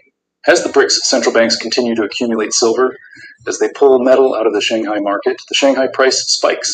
It goes from $87 to $95 to $105. The premium over New York widens to 30%, then 40%. At some point, arbitrage traders notice they see silver in New York at $75 and silver in Shanghai at $105. That's a $30 spread. So they buy in New York, ship to Shanghai, sell. Easy profit. But here's the problem. There's not enough physical silver in New York to arbitrage. The COMEX vaults are nearly empty. The registered silver is under 30 million ounces. If arbitrage traders try to buy 10 million ounces in New York to ship to Shanghai, the COMEX runs out of metal. Deliveries fail. Prices gap up. This is the breaking point. This is when the COMEX price snaps up to meet the Shanghai price. Because the arbitrage forces the prices to converge, and there's not enough physical in the West to keep the price suppressed. I expect this breaking point to occur in May or June 2026. The COMEX price gaps from $75 to $95 in a matter of days. Then it gaps again to $110, then to $125. The paper market loses credibility. The physical market takes over, and the price is now being set in Shanghai, not in New York. By Q3 2026, silver is trading at $130 to $150 globally. The COMEX still exists, but it's irrelevant. Everyone knows the real price is set in the East, where physical metal actually trades, and the BRICS nations, which control the majority of silver production, are dictating the terms. Now let me show you the industrial sovereign demand component, because it's not just about monetary reserves, it's about strategic control of resources. The BRICS nations produce the majority of the world's commodities. Russia produces 10% of global oil, 17% of global natural gas, 40% of global palladium, 8% of global gold, and 6% of global silver. China produces 13% of global gold, 16% of global silver, 70% of global rare earth elements. Brazil produces 15% of global iron ore. South Africa produces 70% of global platinum. These nations are resource rich, and they've been selling their resources to the West for dollars. But now they're realizing they don't need to do that anymore. They can trade resources among themselves, denominated in units, backed by their own commodities. And here's the key insight. Once the unit system is established, once trade is flowing in units, the BRICS nations have no incentive to sell their commodities for dollars. Why would Russia sell oil to Europe for dollars when Europe is running massive deficits, when the dollar is being debased, when US sanctions can freeze Russian dollar holdings at any moment? Instead, Russia will demand payment in units, or in gold, or in silver. If Europe wants Russian gas, Europe will need to acquire units. And to acquire units, Europe will need to offer something of value. Technology, machinery, commodities that the BRICS nations want. This is the shift from a dollar-based system to a resource-based system. And in a resource-based system, the countries that control the resources have the power. The BRICS nations control the resources. Therefore, the BRICS nations have the power. And silver, being both a monetary metal and a critical industrial commodity, is at the center of this shift. The BRICS nations are not going to export silver to the West at $73 per ounce when they need silver to back their own currency, to support their own industrial development, to build their own solar panels and electric vehicles and electronics. China is already restricting silver exports. As we discussed in previous videos, Russia is nationalizing precious metals production. South Africa is implementing policies to keep gold and platinum in country. The trend is clear. The BRICS nations are hoarding strategic resources.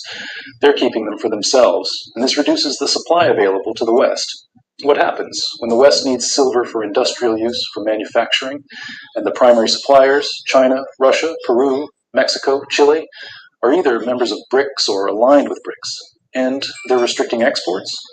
The price goes up dramatically, because supply is controlled by a cartel that has no interest in keeping prices low. This is the new reality.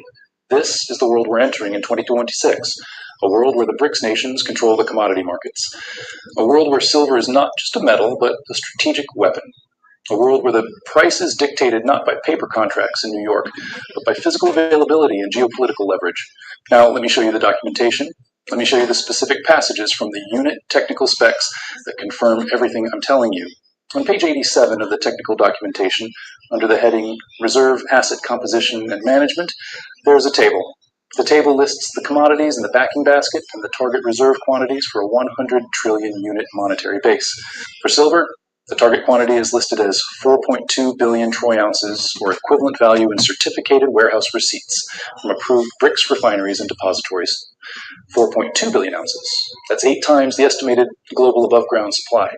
That's confirmation that the BRICS nations need massive quantities of silver, and they're planning to acquire it over time by controlling production, restricting exports, and bidding up the price. On page 134, under the heading Price Discovery and Settlement Mechanisms, there's a paragraph that reads, Unit-denominated commodity transactions shall reference prices established on BRICS-approved exchanges, including but not limited to Shanghai Gold Exchange, Moscow Exchange, and Dubai Multi-Commodities Center. Prices from non-BRICS exchanges may be considered for reference purposes, but shall not serve as binding settlement prices in the event of dispute. Do you see what that says? It says the COMEX price is not binding. The COMEX is a non-BRICS exchange. If there's a dispute, if there's a discrepancy between the COMEX price and the Shanghai price, the unit system uses the Shanghai price. The COMEX is irrelevant. This is the death of the Western price suppression scheme. This is the BRICS nations saying, we're done playing your game. We're creating our own rules. We're setting our own prices. And if you don't like it, too bad. 12-hour shifts, 30 years, I'm 55. 10 years till I can stop. Started trading last month, $20. Check it before I drive. On page 178, under Strategic Reserve Accumulation Schedule, there's a timeline. And the timeline shows that the BRICS central banks are targeting 50% of the required silver reserves by Q4 2026 and 100% by Q4 2028. That means between now and the end of 2026, the BRICS central banks need to acquire 2.1 billion ounces of silver. That's roughly 175 million ounces per month, every month, for the next 12 months. Where's that silver going to come from? Global mine production is about 830 million ounces per year, 69 million ounces per month. But almost all of that is already committed to industrial users. The amount available for purchase by central banks is maybe 10 to 20 million ounces per month from recycling and disinvestment. The BRICS nations need 175 million ounces per month. The market can provide 20 million ounces per month. That's a shortfall of 155 million ounces per month. How do you close that gap? You raise the price. You raise it until holders sell. You raise it until industrial users reduce consumption. You raise it until equilibrium is restored. And that equilibrium price, based on the historical relationship between supply, demand, and price elasticity, is somewhere north of $150 per ounce. Maybe $200, maybe higher. Now, let me address the skeptics. Let me address the people who are going to say, this is conspiracy theory. This is fear-mongering. The unit is never going to work. The BRICS nations don't have the coordination to pull this off. To those people, I say, look at the evidence. The unit documentation is real. It's published. It's 247 pages of detailed technical specifications. This is not a vague proposal. This is a blueprint for implementation. The BRICS nations have been coordinating on this for 3 years. They've held summits. They've formed working groups. They've built the infrastructure. The new development bank, the BRICS version of the World Bank, has $100 billion in capital. The contingent reserve arrangement, the BRICS version of the IMF, has $100 billion in reserves. These institutions are real. They're operational. They're ready to support the unit. The blockchain infrastructure is already built. China has been testing their digital yuan for years. Russia has been developing their digital ruble. The technology exists. The systems are in place. This is not theoretical. This is ready to launch.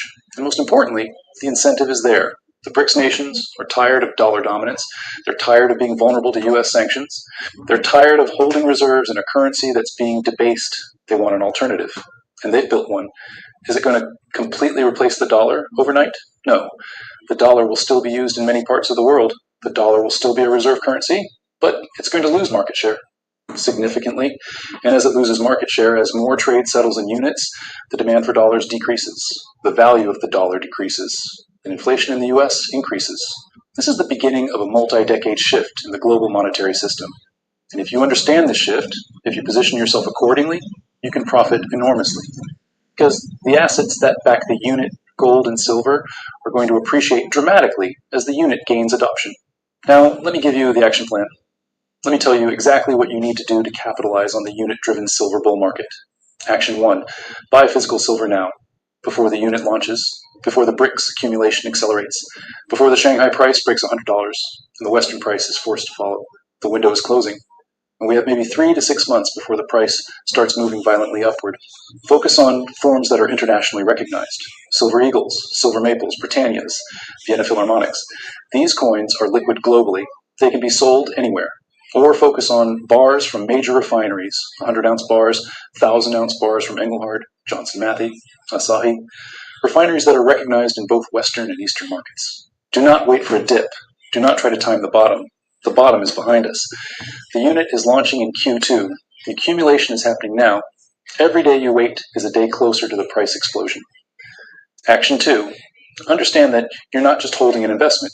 You're holding a monetary asset. Silver is becoming money again. For the first time in 50 years, since Nixon closed the gold window in 1971, precious metals are being remonetized. The unit is making gold and silver money again. This changes the risk profile. This changes the upside potential.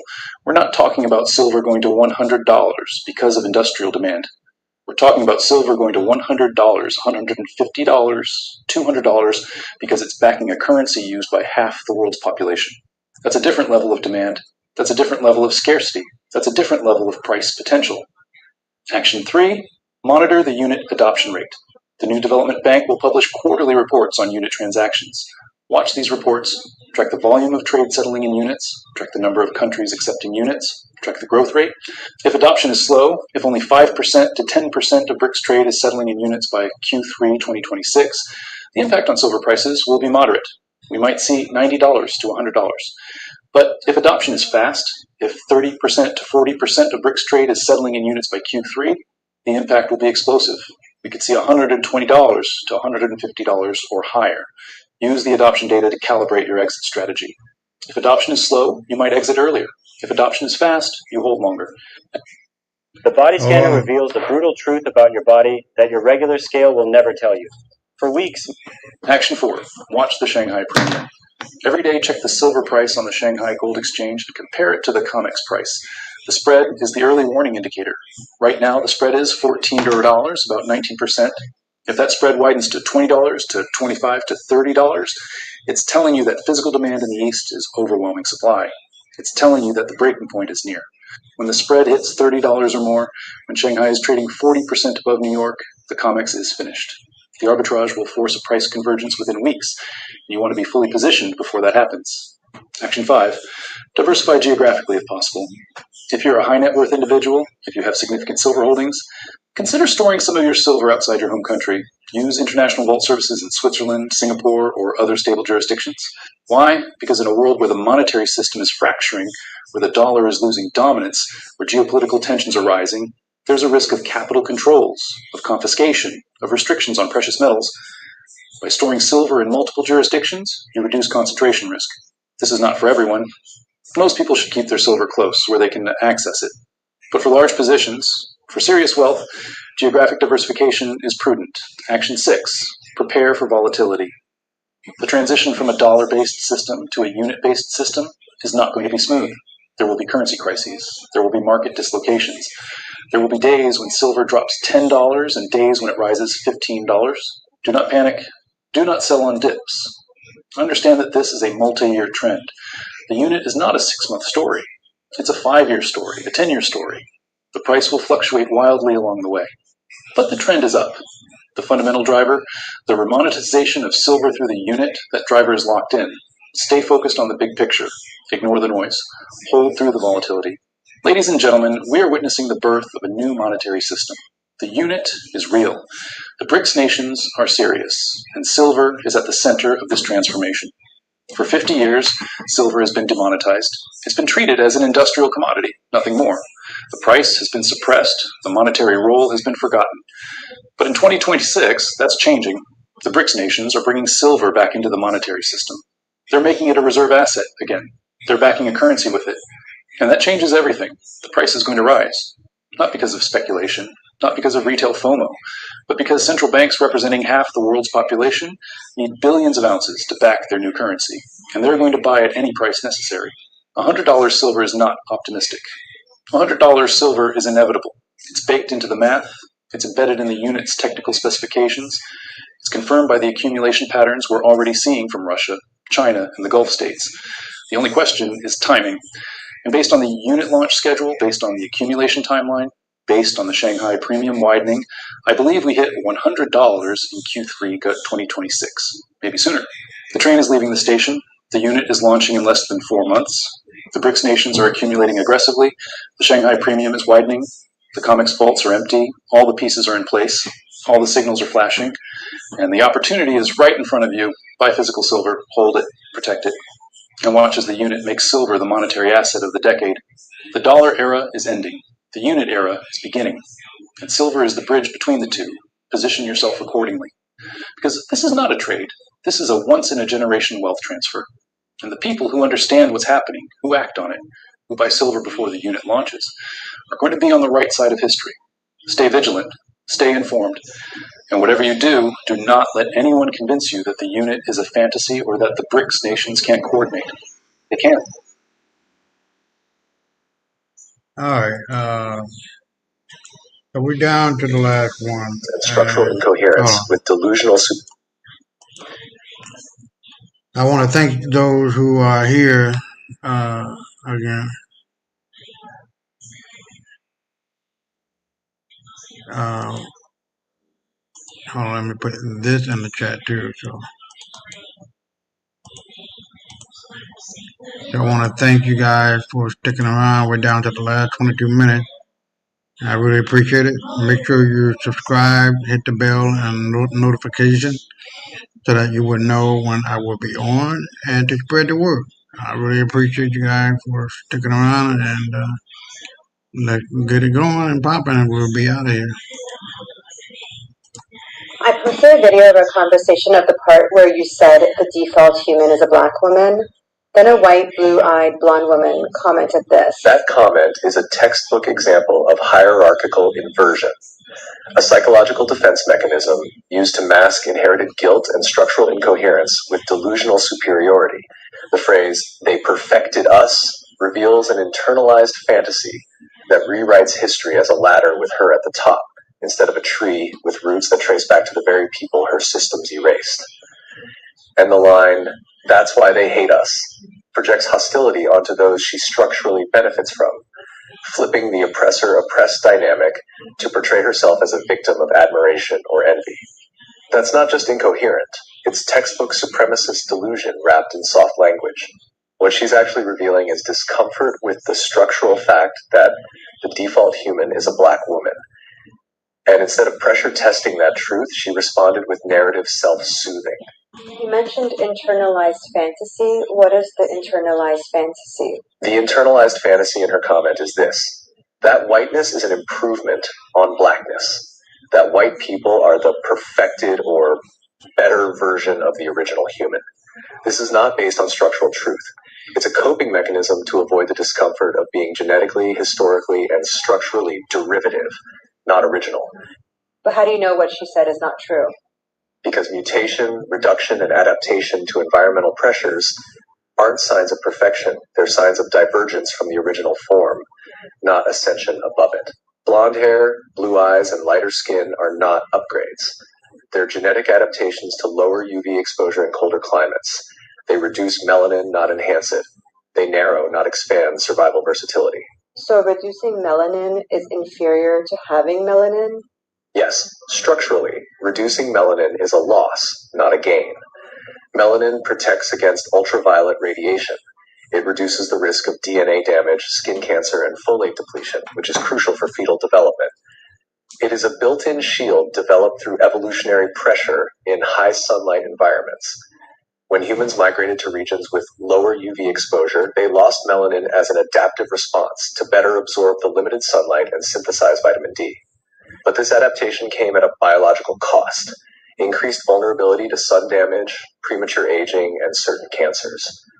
So, from a structural standpoint, where integrity, adaptability, and protection matter, melanin is not just superior, it's foundational. Losing it doesn't make the body more advanced, it just means the environment demanded a trade-off for survival. But why does she think she's perfect? And why does she think black people hate her? She thinks she's perfect because she's been raised inside a system that defined her features as the ideal. That system reversed reality. It told her that a survival-based mutation, reduced melanin, wasn't a trade-off, but an upgrade. It trained her to see herself not as a variation, but as the final product.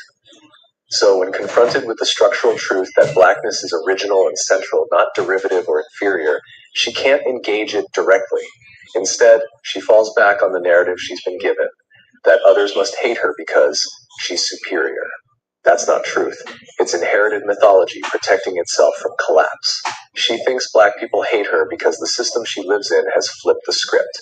It teaches her that being challenged is being attacked, that being decentered is being oppressed. She's been taught that if people reject the lie of white superiority, it must be because they're jealous or hateful, never because the lie itself is collapsing. But that reaction reveals the internal contradiction. If she truly believed she was perfected, she wouldn't need to say it.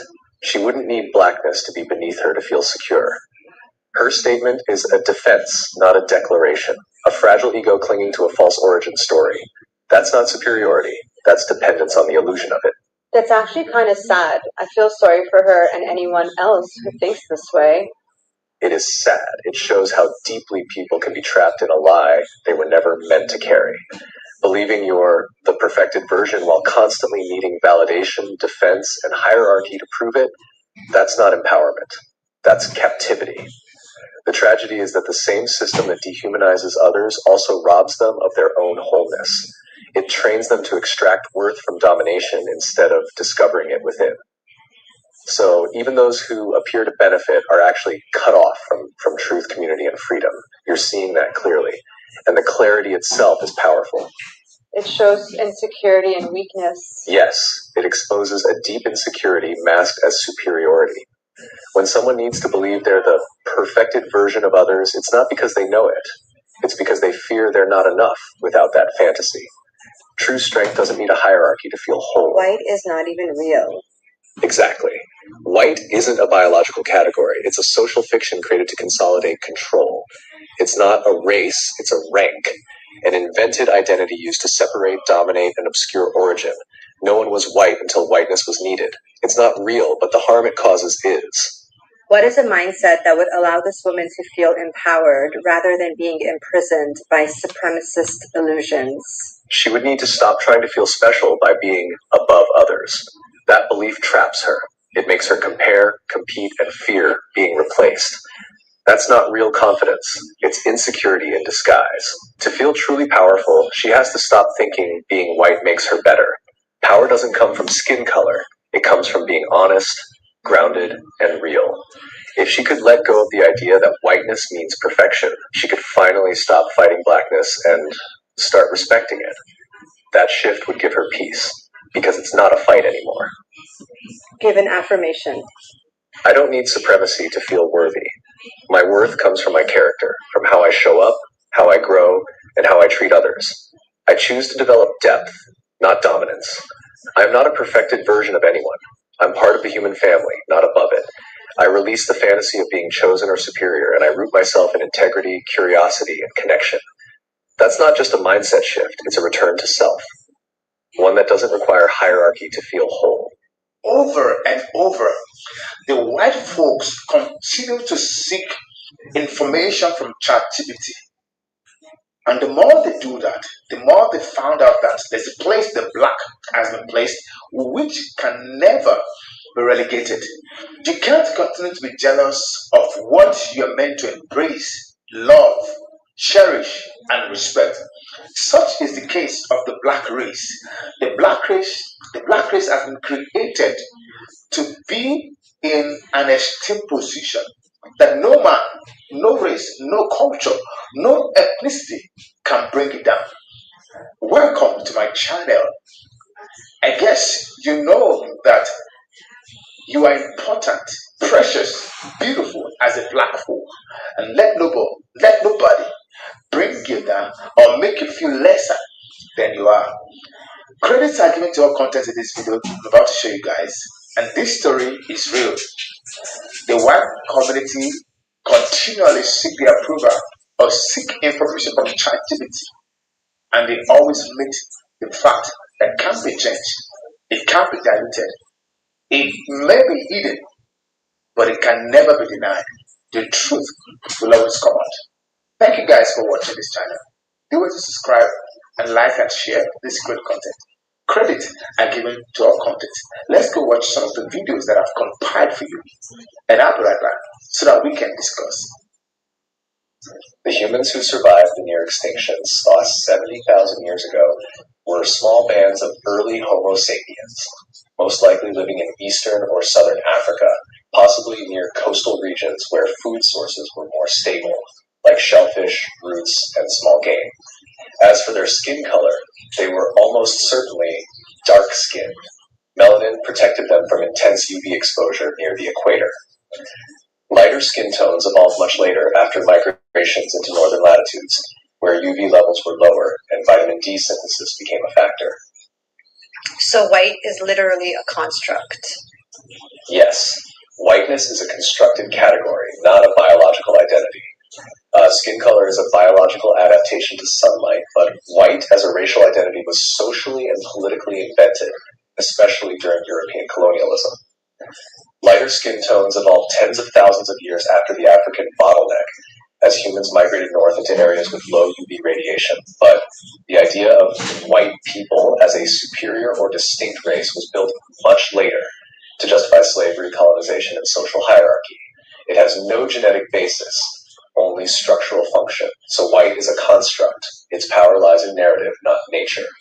Is there a particular person or a group that helped sell this narrative of white superiority, as in genetics? The idea of white genetic superiority was shaped and sold by specific thinkers, scientists, and institutions, mostly in 18th, 19th century Europe, to justify colonialism and slavery. A few key figures. Carl Linnaeus, 1707-1778, created racial classifications like Homo sapiens europaeus, white, assigning traits like inventive and governed by laws, while degrading others. Johann Friedrich Blumenbach, 1752-1840, coined the term Caucasian and argued it was the most beautiful race. His work deeply influenced scientific racism. Francis Galton, 1822-1911, founder of eugenics and cousin of Darwin. He argued that intelligence and superiority were heritable traits disproportionately present in white Europeans. Samuel George Morton, 1799-1851, collected skulls to prove white cranial superiority. His data was later exposed as manipulated to fit racist conclusions. These narratives were institutionalized by colonial governments, universities, and churches, especially in Britain, France, and the US. The goal wasn't truth, it was control. Race science was designed to naturalize power. The lie worked because it disguised structural domination as biological destiny. That's why it still echoes. So you're saying before this it didn't exist? Correct. Before colonialism, white as a racial identity didn't exist, not in the way we understand it now. People identified by region, tribe, language, culture, or religion, not by skin color as a global hierarchy. Even ancient empires like Rome, Greece, Persia, or early Islamic caliphates didn't organize power strictly by race. Ethnicity and class mattered more than skin tone. The idea of whiteness as superior was manufactured during the transatlantic slave trade and colonial expansion. European powers needed a way to justify the enslavement, exploitation, and dehumanization of other peoples, so they created a narrative. White equals civilized, intelligent, superior, others equal savage, inferior, subhuman.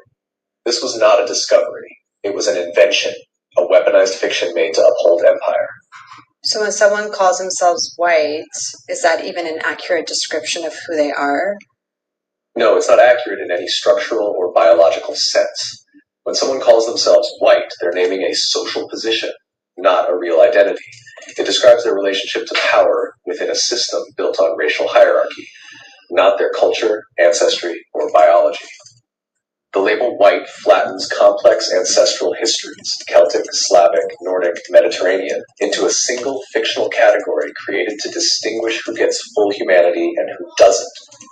So while it may feel like an identity, white is actually a code for proximity to constructed power, not a truth about who someone is. Racism is jealousy. How is it jealousy, you may ask? Okay, so I'm biracial. I'm black and white. My dad is black, my mom is white. And in my experience... And that's not true either. There's no such thing as white. There's no such thing as black. There's no such thing as a red man or yellow man. I've never seen it. So this is how and why white folk done fuck this whole goddamn world up with this bullshit lie of lies and deceit. The second title of my book, which is the first title is called The White Man's Burden of Lies and Deceit. These motherfuckers have fucked us up with their bullshit. Enough of the fucking bullshit is enough. Fuck all these motherfuckers. Because they absolutely positively lost their fucking mind. And the sins of the father and mother are always visited upon their children. Look at these motherfuckers. Worthless bitches. They actually believe that they're white. They're not white. White with the status. Had nothing to fucking do with the goddamn color. And even then, why would you want to be white in a motherfucking place where black people who you trying to say ain't shit civilize you, but you uncivilizable motherfuckers? Why? And that's what happened. I took out where white people were visiting brothels in Europe, and now in America, the sex doll brothels. That's what I accidentally X'd out. But yeah, these motherfuckers done lost their goddamn mind. Hold on. Having white friends with blonde hair, blue eyes, or whatever the case may be, my mom included, calling me the N-word hard R growing up, and still sometimes now. Racism is jealousy, and let me feed you in a little bit of why I think that. This doesn't go for everybody, but I feel like it goes a lot for the younger generation, and yeah. White people will go and make fun of black people for having big lips, yet white people go get their lips done. White people will say, things about black people's skin tone, but then go get a tan and try to be brown. White people sit here and say they don't like black people, yet they listen to rap and hip-hop music. White people will say black people have big butts. Now, the music part, we've created every genre of music.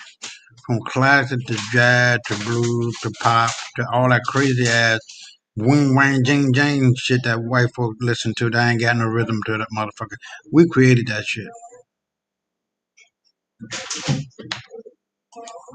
But then they're on the freaking stepper at the gym, or getting BBLs out here, or injections. White people use the N-word loosely, but are so scared to actually embrace their saying the N-word, and if they get caught online, they're like, I'm so sorry. If you're racist, you're racist. If you're so confident about being racist, then why are you mad that you're being exposed? If you don't like black people, why are you doing everything that black people do? Why are you stealing their culture? Why are you trying to get big lips? Why are you trying to get dark skin? Why are you trying to get a big butt? Because you're making fun of black people for having these types of features, yet you're hypocritical. And I think you're just mad because black people are beautiful. Black people got the best skin ever, the most beautiful skin, and when they get older, they look so much younger. Like, beautiful plump lips. Their music is fly. Like, who can lie on that? Not all white people, but some white people like to go get braids done in their hair, but still over here trying to be racist and everything. Like, girl, are you okay? Because it's just not adding up. Are you really racist, or are you just jealous? Like, think about it, sis. It's okay to want what other people have without trying to put other people down. It doesn't make you look any better. My ex-friend goes and gets her lips done. She listens to rap music. Like, something's not adding up. When black guys would text her, she would act all flirtatious, but then behind their back would speak like racism towards them. Girl, you can't even embrace the fact that you're a racist, and what's going on? You're so racist. I befriended that friend because she was racist. I don't really talk to my mom much because she's racist. My grandmother's racist, my grandfather's racist, and he will be confidently saying it out loud. He do not care. I obviously may not be fully black, but I am still black. and I have experienced racism. I have experienced differences. Like, if I'm with the white side of the family, like, I just don't look like them, like, at all. They're using the N-word towards me. Every time we get in some type of argument, it's always that I'm N-word hard R. I'm not the same as them and all this other stuff because I don't have blonde hair, blue eyes. I have curly hair, like. And then obviously, like, when I'm with, like, the black side of the family, I also don't look like them because my skin complexion, I'm more white passing. White passing with some black features. But, yeah, like, sometimes, too, it's hard being mixed. And you know what? This doesn't just go for black people. This goes for other races as well. Because people are racist towards other people, yet then go and get whatever they have done. Same thing with Hispanic people. Like, Hispanic people have beautiful skin. Like, it's nice and tan. Like, but people will say all types of stuff about them. Embrace what you have. It's not that hard. Embrace it. Stop being racist. There's no freaking reason. You're literally just jealous. And now you're out here causing mayhem for what? Whatever, sis. Every time somebody's racist towards me, I'm just like, okay. That's why you curl your hair. That's why you want my hair. That's why you try to get plump lips. That's why you try to tan your skin. Makes no sense. You can't be jealous or hate what you're meant to embrace. The black race is the mother of all race. White comes from black. Let me say it again. This is a phrase that a lot of the white folks don't want to hear. They don't want to admit, they don't want to accept it. But let me tell you again. White comes from black. Without black, there won't be white. The sooner the better for the white folks to begin to embrace this reality that they come from the black. The black reproduce them. The black gives back to them. The black gives back to brown people, to colored people. And that black is the mother of all creation, and that they need to come accept this reality, accept this fact, embrace it, and love it. Then there will be synchronization and things will work better. Hating, criticizing, and speaking against the black will never help the white folks. It may look as if it's working for a while. Propagandas are put together, policies are put together to aid the white folks, to support the white people, policies and all of that, just like we have in this present administration, trying to make the white look more superior. But the truth is, it cannot last forever. It may last for a while. It may last for a moment. But the truth will still haunt, will still pursue, overtake, and recover any lies that has been told. ChatGPT, an AI instrument, knows this. Is it not better for the white folks and all the races to accept this reality that has been created by the Creator? So there'll be unity, there'll be peace, there'll be synchronization, there'll be harmony. Then every race will be peculiar. Every race will work effectively and efficiently, knowing their places, knowing their strength, knowing their abilities, and everybody begin to work with what I call division of labor, because you know these guys can do this, that race can do that, this one. So we will distribute the work, and human, when I say human, it comprises of the black, the white, the colored. Everybody will attain unto the height that has been ordained for it to attain. You know why? Because everybody has acknowledged their strength, their ability, and they work in the capacity. Then hatred, jealousy, racism will be gone. And love and harmony will be the order of the day. ChatGPT again, I will always refer to it is only saying, is only bringing to bear what has been existing, what was hidden for centuries and cannot lie about it. That is why it will always conform to the truth that has been hidden for ages. The better for these guys to know this truth, this reality. The earlier, the better, so that there will be peace and synchronization. Don't forget, this video is done not to cast any aspersions against any race, but to educate and enlighten, to bring about love, harmony, and unity, because that is what the world needs right now. And that is how humans are created, to function effectively and efficiently. That is the deal, guys. Thank you for watching this video. And I want your views and your perceptions at the comment section, because I believe that you will watch to the very end so that you can give your undiluted, unbiased opinion about the black race, what was said about them and who they are. And this is done also to let everybody know who the black race are. They are the mother of all creation. They are peculiar. They are strong. They are vibrant. And this truth has been hidden for ages. It's beginning unfolding because AI is confirming it. It was hidden, but every other thing is confirming this truth. And that is why I'm doing this video. Thank you guys for watching. Do not forget to subscribe, like, and share this information. And turn on your notification button so that when I post videos, you'll be the first to get updates. And you can watch, comment, like, and even share. Until I come your way again, stay in peace. Love everybody.